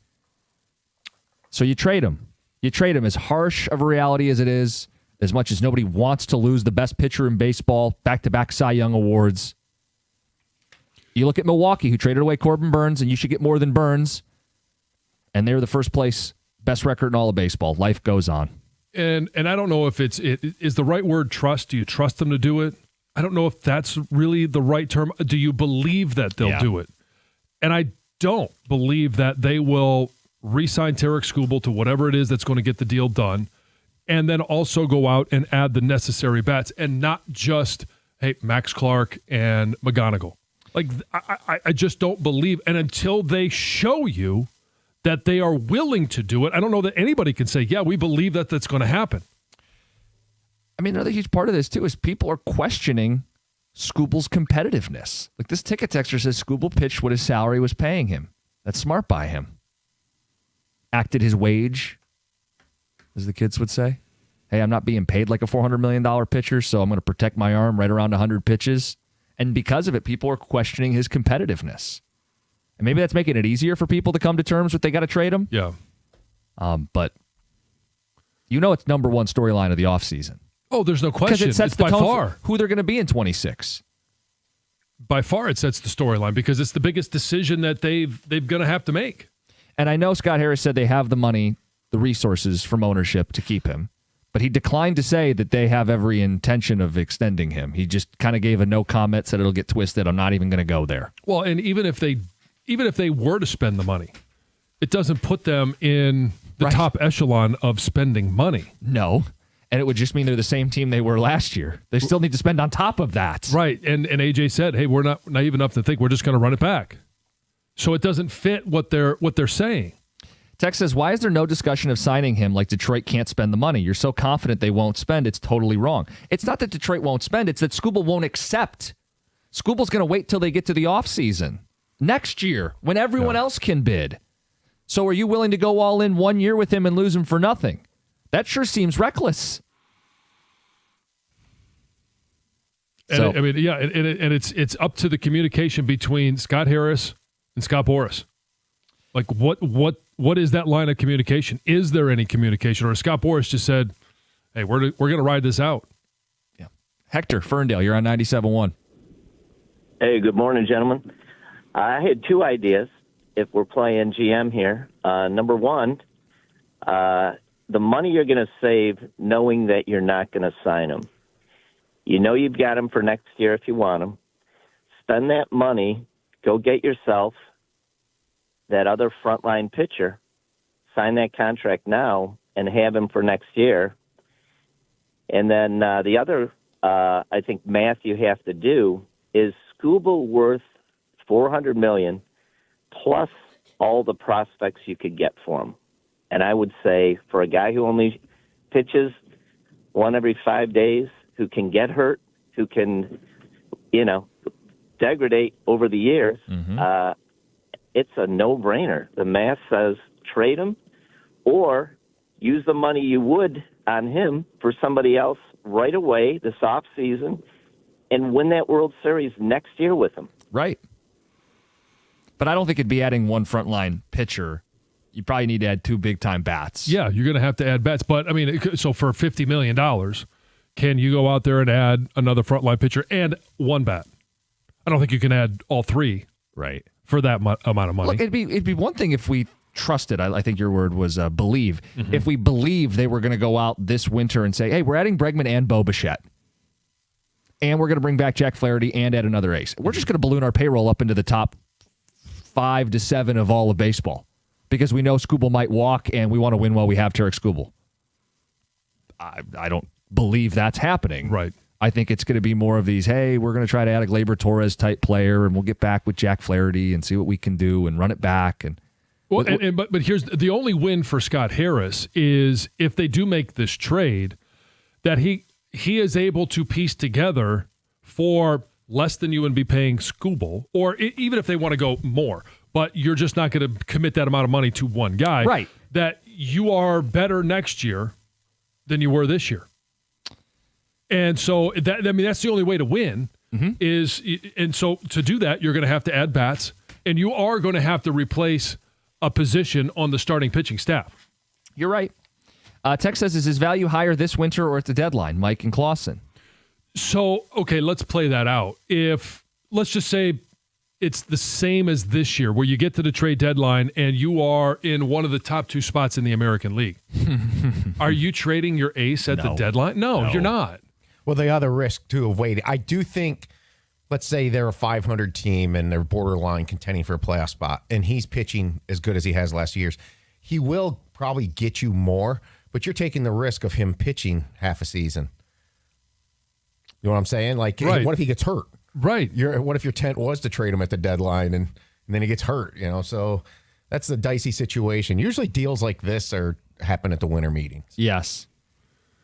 And here's the other question, is if you do keep him, and he's only going to be a guy that pitches less than 100 pitches, what if AJ says, hey, you're at 99 in the 6th inning, you're back out there? Does he not go? Scott Boras wouldn't let it happen. I think we found that out Friday night. But Scott Boras is not going to be in the dugout. Well, so does AJ pull the power card and say, hey, Skubal, you're pitching, and if nobody walks out to the mound, like, the chance for that was Friday night. I think one of the biggest tells that came out of the game was that Scott Boras has his hands in how Tarik Skubal's managed. Yeah. I don't know how a competitor doesn't go back out there and at least pitch until somebody gets on base. That should have been the minimal. I agree. I always understood it and accepted it in the regular season because this is a thing that you have to massage and manage throughout a long season. But when all the chips are on the line, I don't know how the guy doesn't say, give me the ball. Right. And the only thing is he's protecting himself. Let's get to Jeff in Madison Heights. Jeff, good morning. Good morning, guys. If I was Tarik Skubal, I'd walk into Scott Harris' office, drop to my knees, and beg to be traded. Please get me out of here. I want to take advantage of the height of my career and the height of my earning potentials. And obviously, you guys don't give enough of a damn to put the money into the team to make it worth me staying. Please beg to get traded. I don't know why he'd want to stay. Why would he want to? They've proven that they don't care enough to go all in. And they had their opportunities, and Scott Harris just frittered the opportunities away. Why stay? Beg to be traded. Get me out of here. I'm gone. Yeah, or he could go in there and say, I'm willing to negotiate. I'm willing to tell Scott Boras to negotiate, but here's what the commitment I need to see from you. It's not just the money you're going to pay me. I want to win World Series. I don't want to win just Cy Youngs. I want to win Cy Youngs along with winning and competing for World Series. So here are the list of demands that I have, and maybe there's players on there that he says, you need to add this bat, and this bat. I don't think the Illich family's willing to do that. Well, the answer might be that, like, no, we're not going to let a player dictate our entire front office strategy. Right. We'll trade you, which is okay. Either way, he gets what he wants. Yeah, the conclusion I continue to reach is it's going to end up being what's best for all parties. Tell him to sign Alan Lazard.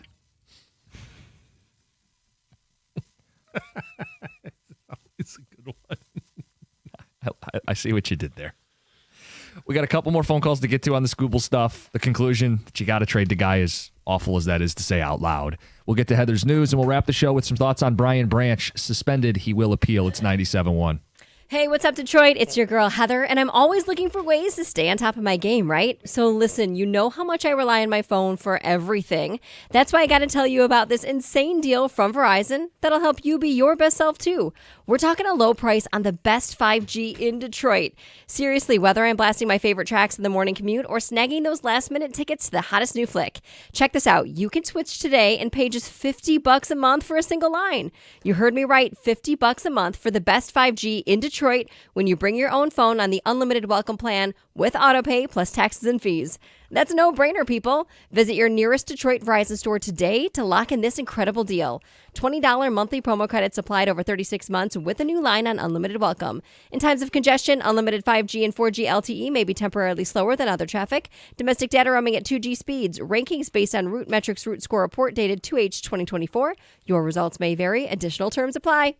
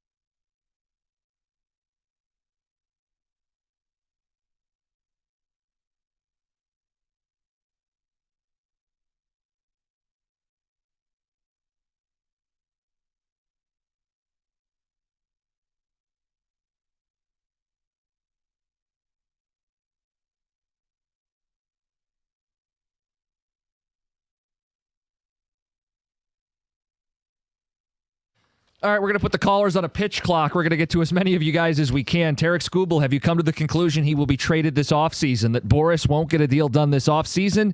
He'll walk for nothing if you don't trade him. And you're not going to maximize him this year by going all in, so it's best for all parties involved. Tom on a cell, you're on 97.1. Hey, good morning. I want to make it look like if your boss is going to offer you an hour overtime, do you stay? Or he says, I'll give you $5 million over the next 4 years. That's his prerogative to take himself out of the game if he's thinking about his family and his future. Is it good for the team? Absolutely not. He's not a team player. Therefore, I would trade him and get as much as possible. Tom, appreciate it. Let's get to Steve in Mount Clemens. Steve, what do you think? Good morning, guys. I think it's a little bit more than just trade Skubal. You got a collective bunch of 260 hitters. Your two big guys struck out almost 400 times this year between the two of them. And if it wasn't for A.J. Hinch, this team wouldn't even have gotten where they got. You got about 4 guys on the team without legitimate positions. Holt Keith can't play the infield. They know it. Vierling, Perez, McKinstry. These guys are not everyday players. They know that. They're not going to run it back. And the bottom line is you're not going to outbid Chicago, New York, Los Angeles. In 1970, the Tigers traded 2-time Cy Young winner Denny McClain. They got a boatload of guys back, a 20-game winner in Coleman, Brinkman, Rodriguez, and they won their division in 1972. You got to trade the guy while he's young, get a lot of frontline talent back, and then you make your run. Steve, appreciate the phone call. Let's get to Mike and Troy. Mike, what do you think? Hey, guys, before I make my comment, I want to compliment you guys yesterday about the crying referees. But what do I think? Like I told the call screener, nothing's going to happen. It's going to be a Max Scherzer minus offering him the contract. He's going to play next year, and then he's going to walk away for nothing. That's going to be on Scott Harris. I believe they need to trade him, but they won't. So this plays out to the wire, and he leaves for nothing. So let's play that scenario out. Mm-hmm. If that happens, your thoughts on Scott Harris. If that's the situation where they don't come to an agreement, they don't trade him, and he gets to the end of next year, and they don't go all in on putting together a World Series contender. Not that you have to win a World Series, but you got to put your best foot forward. They don't, and they don't win a World Series, and then Skubal walks. So you're saying like they replace Gleyber Torres with a bat, and they make a couple in theory, arm upgrades for the team. Sure, and then they bring up McGonigal and they get Clark. To the deadline, and they don't really do anything, significant. Yeah. And then Skubal walks. Yeah. You're going to look at Scott Harris and go, you're incompetent. Yeah. Right? I mean, would you be wrong to make that statement at that point? No, you wouldn't be. So I think, his hand is going to be forced. I think they go into this season, and it's one of two things. It can't be, well, we'll see how it plays out. This isn't a play-out situation.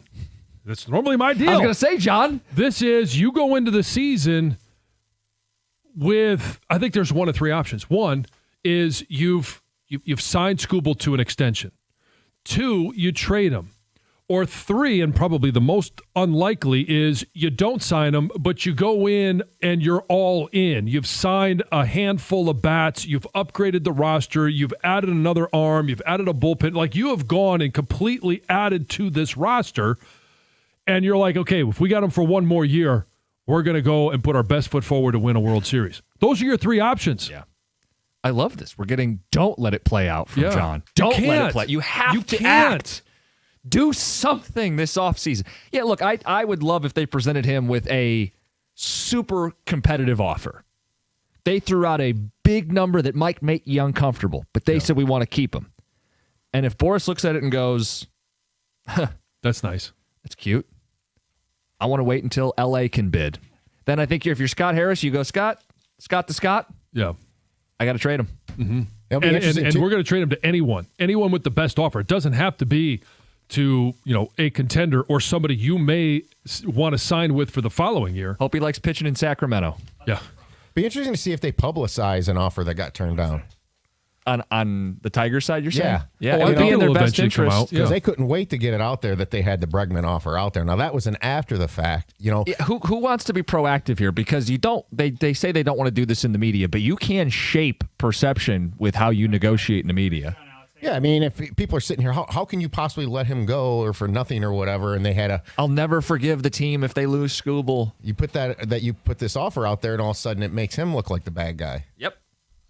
If the Tigers, I would have to think their starting point would be to make him the highest paid pitcher in baseball.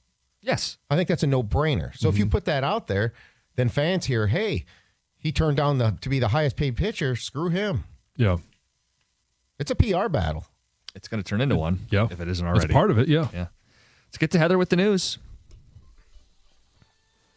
This news is brought to you by Randazzo Heating, Cooling, and Electrical. Hey, for the first time ever, Ford is opening its private vault of vehicles and will be selling a rare supercar to the public at auction. So on Saturday, October 18th, Barrett Jackson and Ford will auction off this 2006 Ford GT Heritage Edition Production Number 3. This vehicle is one of about 4,000 made, but it's never been driven and it's been owned solely by the Ford Motor Company. It's pretty sweet looking orange and heritage blue. They say the proceeds of the sale will go towards the restoration and maintenance of the remaining cars in the Ford Heritage fleet. So pretty cool. They're not speculating. Well, at least the auction company is not speculating how much they think it will sell for, but somebody says they think it could potentially sell between $800,000 to $1 million. Zadarius Smith is saying goodbye to football right there in the middle of his 11th season. He announced his retirement on social media in a lengthy post just saying that he knew that this day would come one day, but here it is. Says he's got all sorts of emotions he didn't expect. He went on to thank the NFL for helping transform his life, thankful for the opportunity, but he is saying goodbye. Abrupt. Yeah, I wonder why now. I mean, maybe he'll never say. Maybe it was just the right time. It's just it's weird that it would happen mid-season when you're already with the team and practices are starting to ease up a little bit. You've only got a handful of games left. We talked a lot about him and trying to get him here in Detroit. If his heart wasn't in it, yeah, like he didn't want to go to any camp at all and didn't even want to finish the season. Yeah, I mean, obviously, good move at this point. Sure. Yeah. Mark Sanchez was released from the hospital on Sunday and then was immediately booked right into jail. He had his fingerprints taken, his mugshot taken, and then he was also released from jail as well. And that was really his first public appearance since he was arrested and charged with felony, multiple misdemeanors for that whole stabbing attack of that truck driver. Well, he did tell reporters that he was focused on his recovery. He also said he wanted to thank the first responders and his surgeon for saving his life. He's going to be back in court on November 4th. Now, after all of this, his ex, the mother of his 8-year-old son, has spoken out as well, broken her silence, if you'll say that. And she says that none of this is surprising to her. Amongst other things, she said that her main focus obviously is on the safety, the well-being of their son. Yeah. That is her focus. But in this post that she made on social media, one of the things she said was that this doesn't surprise her. Just yikes. Yeah. Right? Yeah.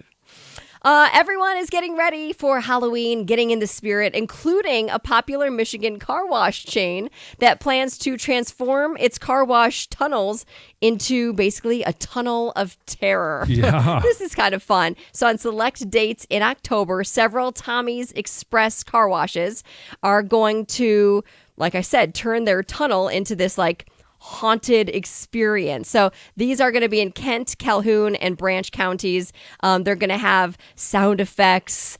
Their employees will be decked out in costumes. They say they're going to adjust the setting of the car wash to the slowest speed. It will take about 3 full minutes to complete. So you'll be scared, but also leave with a clean car. So kill two birds. It's going to have Stoney doing his vampire voice. Yes. And the fingers. Yes. Oh, we got a little of that last Friday. Oh, you did? Yeah. The fingers are always involved. This. No one can see it, but John, what is this? Yeah. John, it was in the cookie jar. Would you rather be a vampire or a werewolf? Oh, werewolf. Did you guys all say vampire? I did. I did too. Said werewolf for the hoopin'. Teen Wolf. And he pointed out no garlic bread if you pick Dracula, so it's a good counterpoint. Yeah. Finally, there's a family in Pennsylvania that is kind of going viral because they went on a big road trip last month. And about 100 miles into this road trip, they stopped to get gas, like you typically do. But that's when they realized that their cat, Ray Ray, was also along for the ride unexpectedly. Uh-oh. So he wasn't hiding inside their van. He was actually clinging to the roof the entire time. They had like a soft cargo carrier on the roof, and Ray Ray was just attached to claws, to the carrier. They said they couldn't believe it. They were going at least 70 miles down the highway, right? God. And they decided to obviously bring the cat into the car and continue on the road trip. They snuck him into their Airbnb. They stopped for necessities, litter boxes, food, things like that. And so he went to a marathon in New Hampshire and then saw Hamilton in New York. Well, didn't actually, but went with the family to do those things. The realization that he had been there the whole time and that he hung on the whole time. Just clinging for life. All right. Yeah, his new name is Fluffy. Yeah. Heather Or with the- hairless. I don't know. I was going to say, use all those 9 lives. There are people still waiting to talk Tarek Skubal. I did mention we get to Brian Branch appealing his suspension. If people are souring on him at all, we'll talk about that to wrap. It's 97.1. America's favorite place to watch football. No longer baseball, but we can watch some hockey at this point. It's Stadium Swim, located at Circa Resort and Casino. Catch all the biggest games at a viewing experience built for sports fans. You can chill at one of the 6 pools on 3 different levels for a perfect view of their massive 40-foot tall high-definition screen located at Circa Resort and Casino in downtown Las Vegas, and it's right there on Fremont Street. Stadium Swim. Book your spot today at circalasvegas.com.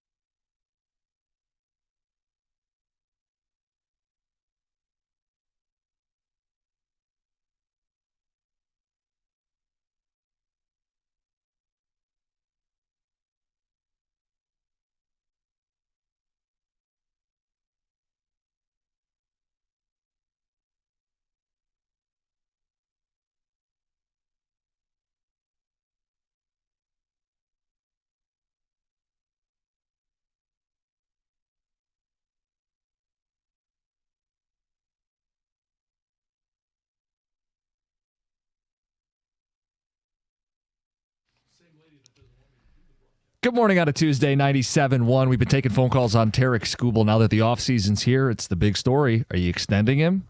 Or you got to trade him, right? 248-539-9797. We'll get some of those phone calls in. We brought up Brian Branch earlier in the show today. Suspended. Yep. Appealing the suspension. And we wanted to know if people were souring on him, given that he's now hurting the team, won't play in the next game. It's a very selfish move. There's no question about it. And Tom even said, does it change the way you view potentially extending him? Which, no, I don't hesitate on extending Brian Branch. Well, I don't either. But you also haven't yet. So there's still opportunity for him to do the wrong thing. This is a situation where he needs to, there's a little impulse control. He needs to be able to, whether it's the end of a play, it's the end of a game, you can't throw the double birds. And to me, the suspension again, or the ejection against Green Bay last year, that's a completely separate matter. I didn't think that should have been an expulsion anyway. But this one is way out of line. And he's had examples of impulse control. Just to be clear, I just think it's part of the contract equation. Yeah, I didn't say you had kicked him off the team. I'm still re-signing him for now. He is one of my favorite players. And a texter earlier said, how can you love somebody if you're saying these things about him? There's a thing called tough love. You care about him. He needs to, yeah, exactly. Deeply. Why'd you say that? All right. He needs to glaze him some more. Tough day to be one of Tom's favorite players. This Parker Meadows. I know. Yeah, I don't know if Meadows is part of this. These guys are out of control. Just take the calls. We'll get to him in a second. I get what you're saying. If you care deeply for someone, you want to see them get their life in order. And for Brian Branch to be not that drastic, okay? Get his life in order. He's been fined 10 times in a year and a half. I don't care about that at all. No, but it does put a target on his back, and it does lead to stuff like this where you have a reputation, and now you're missing games. You're letting Kansas City beat you twice. We say it from a position of tough love. Brian, you got to pull it together, buddy. Whether he had a reputation or not, he was going to be suspended for this, no matter if this is a first offense or his fifth offense. Now, his fifth offense, all right, maybe it's 2 games or 4 games. But look, in terms of an extension, J-Mo was suspended multiple times, and the team stuck by him because he's a damn good football player, and he's good for the locker room, right? J-Mo is a no block, no rock, unselfish, winning football player. Brian Branch is a hell of a football player. Yeah. He does things in that defensive scheme that very few can. As a cover guy, as a blitz guy in the run game where he can line up. Getting after the quarterback. Everywhere. So, yeah, I want to keep him even through some headaches, but this is, we'll call it what it is, it's a headache. Dan Campbell, it's the first thing he said after the game is it was inexcusable. So it's just critical that he gets it together because we want him to play with an edge, but we want him to play most importantly. Unnecessary baggage. Yeah. Needs to stop. Ticket Text says, talk about how Juju should be suspended. This is our city and our team. Defend our guy and go to bat for him live on the air. Okay, so should Juju have been flagged on the play? 100%. Yes. That to me, it wasn't a cheap shot. It was a block in the back. It's a penalty. Mm-hmm. And it's not a suspension. There's none of that. He may get fined for it, and maybe they didn't like some part about the hit. But that's a fine that we'll never know about. So half the fines that Brian Branch has gotten, we didn't even know he got. Yeah, we get ticket text though from people like that and we had a caller who said, "I'm glad he did it."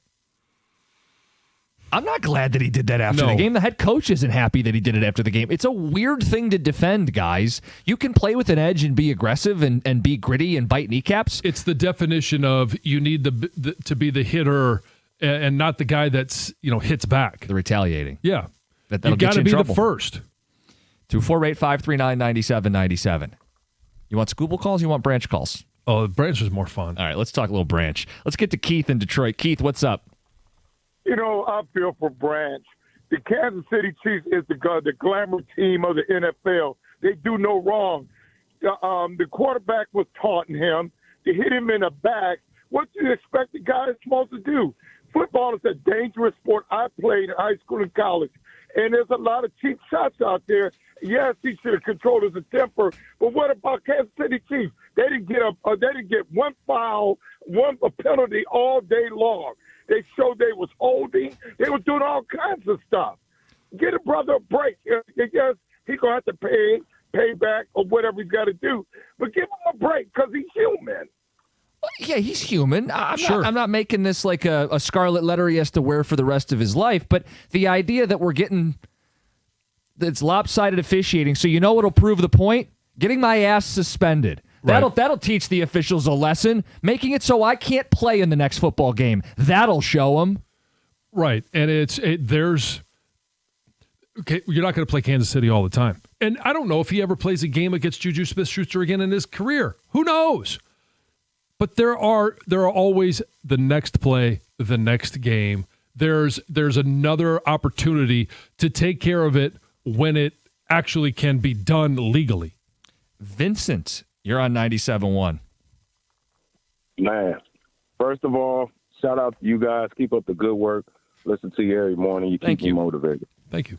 But Brian Branch, as much as I love him, it's a hinder to the team. It's like Ndamukong Suh 2.0, a great defensive player, but your selfish acts is hinder to the team, and it's not cool, bro. It's not cool. You're in the NFL, not college. First thing in the NFL, professional football. You're a pro now. You get paid millions not to slap somebody in the helmet. You get what I'm saying? So my whole thing is, Brian, if you're listening, bro, keep your anger intact. You're a pro. You better than half the guys you playing against. So act like it, bro. Be more of a pro. That wasn't cool. I agree. I mean, the game was over. And that's when he decides to take his shot. Now, he may ran out of opportunities on the field. Well, you don't forget. You remember, when you get that chance next time, you take your shots when the play is ongoing. Mm-hmm. Doug and Gator in the studio, boys. What's up? Hey. Hello. Hello. Do you get a longer memory? I do. Who'd you get back?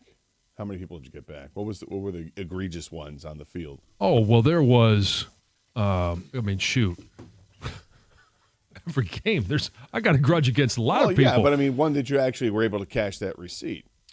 I had a lot of receipts on Strahan, which is probably why he said he hated me so much. Because there are times where in the middle of a game, and this is where Branch really needs to control himself. I had this conversation with Sue. Like, you can be the first, but you can't be the one that retaliates. Yeah. And there are times throughout the course of the game where if I'm playing against Sue and I know he's got that in him, where I'm going to do little things throughout the course of the game to hopefully at some point. Now, it's not going to work every time, but at the end of a game or in the third quarter or something, you're going to take a shot at me. John, that's not what I asked. Huh? That's not what I asked. I want to know who you got pissed off at and cashed in that receipt later on. Well, I literally, you could probably go through every game. And I don't. But how did you cash in the receipt? Was it just, I just beat you on the play? I mean, like a violent. I'll take a shot at you. Yeah. If you're standing around the pile, like that's the thing is don't stand around the pile because until that whistle blows, I got all the league behind me. I got the rules behind me. I'd take a shot at you, and it might be an ear hole shot. The best ones always come on like interceptions. So I learned a hard lesson because on an interception, right, they're trying to take their shots at me. Yeah. And I got nearly knocked out in Dallas. But after that, it's also my opportunity as we're running down the field to, you got an eye on somebody else. You're not looking at me. I'll go ahead and take a shot at you. There wasn't one that stood out, one player not particularly, that you were like, I no. really wanted to get this guy back, and it was so satisfying that I did. No, because I was always of the mindset, as soon as the whistle blows, you're mine. And when the whistle's done, now you go ahead and take your shots. But I'm not gonna take a cheap shot at you after the whistle because I'm not gonna be the one that gets fined or suspended or penalized. Which is the unfortunate part with Brian Branch is that it's going to be hurting the team, and that's clearly not what he wanted. Yes, it was selfish and all that. I also want to know what it was that Smith-Schuster said to him to elicit that response. I mean, I get the block, the illegal block that wasn't called, but Schuster's there and is saying something. What did he say that just Does finally it was enough? Does it matter? I mean, I kind of want to yeah. know. I mean, Oh, as yeah. a person, I want to know because he's a member of the team that I love, and I'm a big Brian Branch fan. I hate what he did, but at the same time, I want to know what it was that set him off. It's like one of those things that you want to pat him on the back behind the scenes, but also so you can't do that. But okay, Yeah. you know what I mean? Yeah. No, it's there's been times where I've been able to get guys ejected because you just you get under their skin. I mean, that 97 Michigan State game, was it Demetrius Underwood? I think was his name. Big defensive lineman. Yeah. There was a play down by the goal line that easier to do that too. Yes, he was. Yeah. Sweet little nothings. Every once in a while, you just whisper a little something in their ear, and you never know what happens after that. Oh. Yeah. I know my face mask really paid the price. Grabbed it a little bit, or did he punch the face mask? Yeah, he punched the face mask. Yeah. Lost his. I think Saban had to come out midfield and pull him off the field after that one because he totally lost it. He lost it many times throughout the course of his football life. Game for us is I still see somebody jumping through the sky to intercept the pass, but that's all right. Yeah. We won't talk about that game today if it makes you feel any better. No. But we will talk about Brian Branch. We got the college football blitz thingy. Goff is pushed back to Wednesday with the Monday night game. Yeah. So college football blitz thingy today at 10:30. Open up the big old tub of pretzels in the 11 o'clock hour. So. Ooh. All right. Carson Anderson next, 97.1.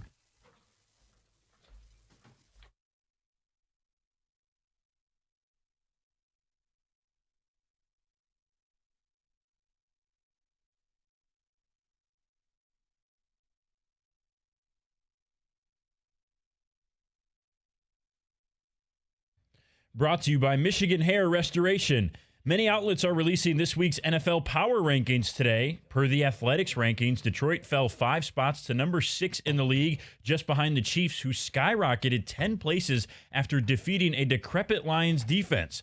Meanwhile, Detroit's upcoming opponent, Tampa Bay, moved up 1 place to the top spot in the league with a very impressive 5-1 record that includes consecutive wins against Philadelphia, at Seattle, and against San Francisco, respectively. Both the Lions and Bucs will battle each other and the injury bug on Monday Night Football next week. While the Lions could be without as many as 6 defensive backs in the game, Tampa could be missing as many as 5 players on their own offensively. Former Michigan football assistant coach Matt Weiss is attempting to dismiss portions of the active computer criminal hacking case against him. Per a 27-page federal court document filed this morning, Weiss has asked a judge to dismiss counts 11 through 20, which are fraud with identification documents. Those charges could carry a sentence of 2 years on each count. Weiss was also charged with 14 counts of unauthorized access to computers in the original case 7 months ago. The motion to dismiss from Weiss's attorney David Benowitz today reads, quote, "Hacking is hacking, not identity theft. Congress has never thought otherwise. DOJ has not thought otherwise." At the Corewell Health Sports Desk, I'm Brendan Shabath. For more, go to 97.1 The Ticket or Odyssey.com.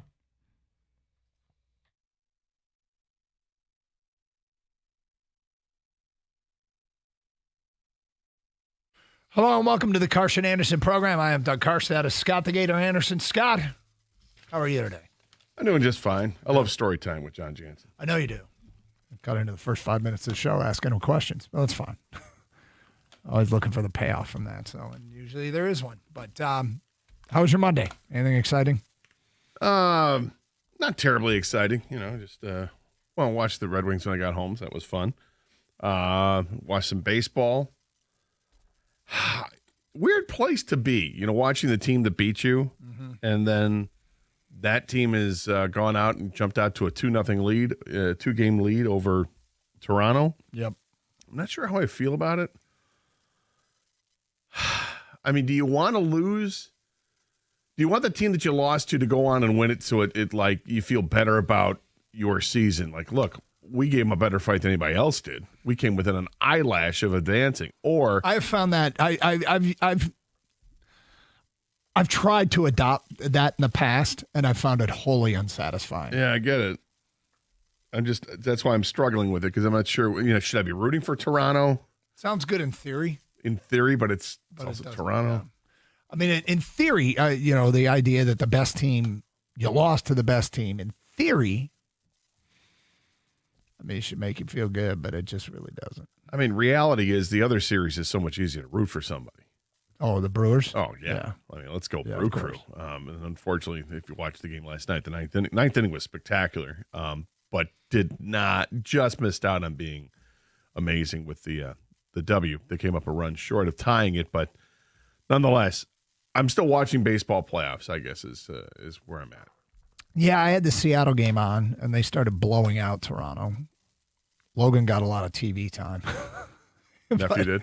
Yeah, but he, because he's allowed in the dugout, and he's with the team. He's just on the taxi squad, meaning he could get called up if a player gets hurt. But anyway, yeah, so it was cool. But at the end of the day, like from a Tiger perspective, that coping mechanism or that it has not been as effective as I hoped it would be in the past, but whatever. And then they have the 2 Monday night games, which... Yeah, I'm watching that. Yep. I've found the first one, Buffalo, I guess, injuries. You sit there and you go, what has happened to that team? And they're banged up. And the Bears get a win, which I suppose is not great for us. But all in all, I spent a lot of yesterday recovering because a trip out to the West Coast, I will say it. I get that I'm not a college student athlete, but I swear those West Coast teams are going to pay the price for all that travel. I'm done. I'm not going to say anything else about it, but I swear they're going to pay them because Michigan State might have to do it once a year, occasionally twice. They got to do it a few times. Yeah, more than a few times. So, big news of today is obviously Brian Branch got suspended yesterday, as we kind of predicted here on the show that he would be suspended for a game. I'm honestly as torn on this as just about anything that we've talked about. Because in that game, Brian Branch was my spirit animal when it was over. I was bitter. I personally have had enough of Kansas City. I've had enough of them getting away with taunting. I've had enough of them getting more calls than the other team. There's that UTEP study that I sent the email to you guys, that the subjective calls, the roughing the passer, for instance, anything that's subjective, Kansas City has a higher rate of those calls going against their opponent than any other team in the league. What Mahomes, and so Branch, when the game's over, it wasn't just the shot he took at Juju Smith-Schuster. Mahomes went to dap him up, and he just walked right past him. He wouldn't have it. And then he goes over and takes the shot at Juju Smith-Schuster, which is getting him suspended. I had enough. He was my spirit animal after that game. Thank you. But you can't hurt your team. Well, and I hate that part about it. And they got a huge game coming up next Monday, and he's going to appeal, which might mean the timing might work for him to play, but it's a repeated pattern with him. The double bird at Green Bay and the quote after that game, that'll never happen again. Yeah, but stuff that hurts your team has to stop happening. But he had a legitimate gripe. And honestly, I blame the referees. There was a reporter for Sports Illustrated named Andy Nesbitt. His resume does not include a stop in Detroit. He's worked for Fox Sports, For the Win, the Boston Globe, and NBC Sports. And he wrote a column in SI documenting the 7 worst calls from the Lions-Chiefs game, and they're all in favor of the Chiefs. Completely unsolicited, huh? Yes. And I just, Branch's reputation is getting bad. He's all over the NFL's game day accountability page, which is a little known page that has everybody's fines. And there's fines handed out each week for stuff that you never hear of. I feel like he and Joseph, both of them have bad reputations throughout the league. And they as being dirtier players, because Joseph's the one that, who was it, Stafford said, you're dirty as hell, right? Yeah, and it was the knee shot at the tight end. Yeah, and to Higbee, I think it was. And so they've got 2 guys back there that are both really good players, but also dirtier players. I don't know if I want to say dirty, but I would say dirtier for sure. The 13 fines for Brian Branch backs that up. Now the suspension here, was an ugly incident after the game. But like I said in the crosstalk, I'd love to know what it was that set him off in terms of what was said. Simply walking past the guy, I doubt that's all it was. And I'll go, here's my chance to hit him. I think Smith-Schuster had to say something to him to get that response. And it was a quick response. It was just one quick, open hand jab to the helmet, and that was it. And then he brought the hand back, and he was done with it. And then the player, was it Pacheco, who started to take him away from the situation, which is the right thing. Hold on. I'm getting there. Smith-Schuster gets up and then he defends himself after that, and then you get what you get. As a fan, as a Lions fan, you see your guy get the upper hand. There's part of you that's always going to be like, yeah, go get him.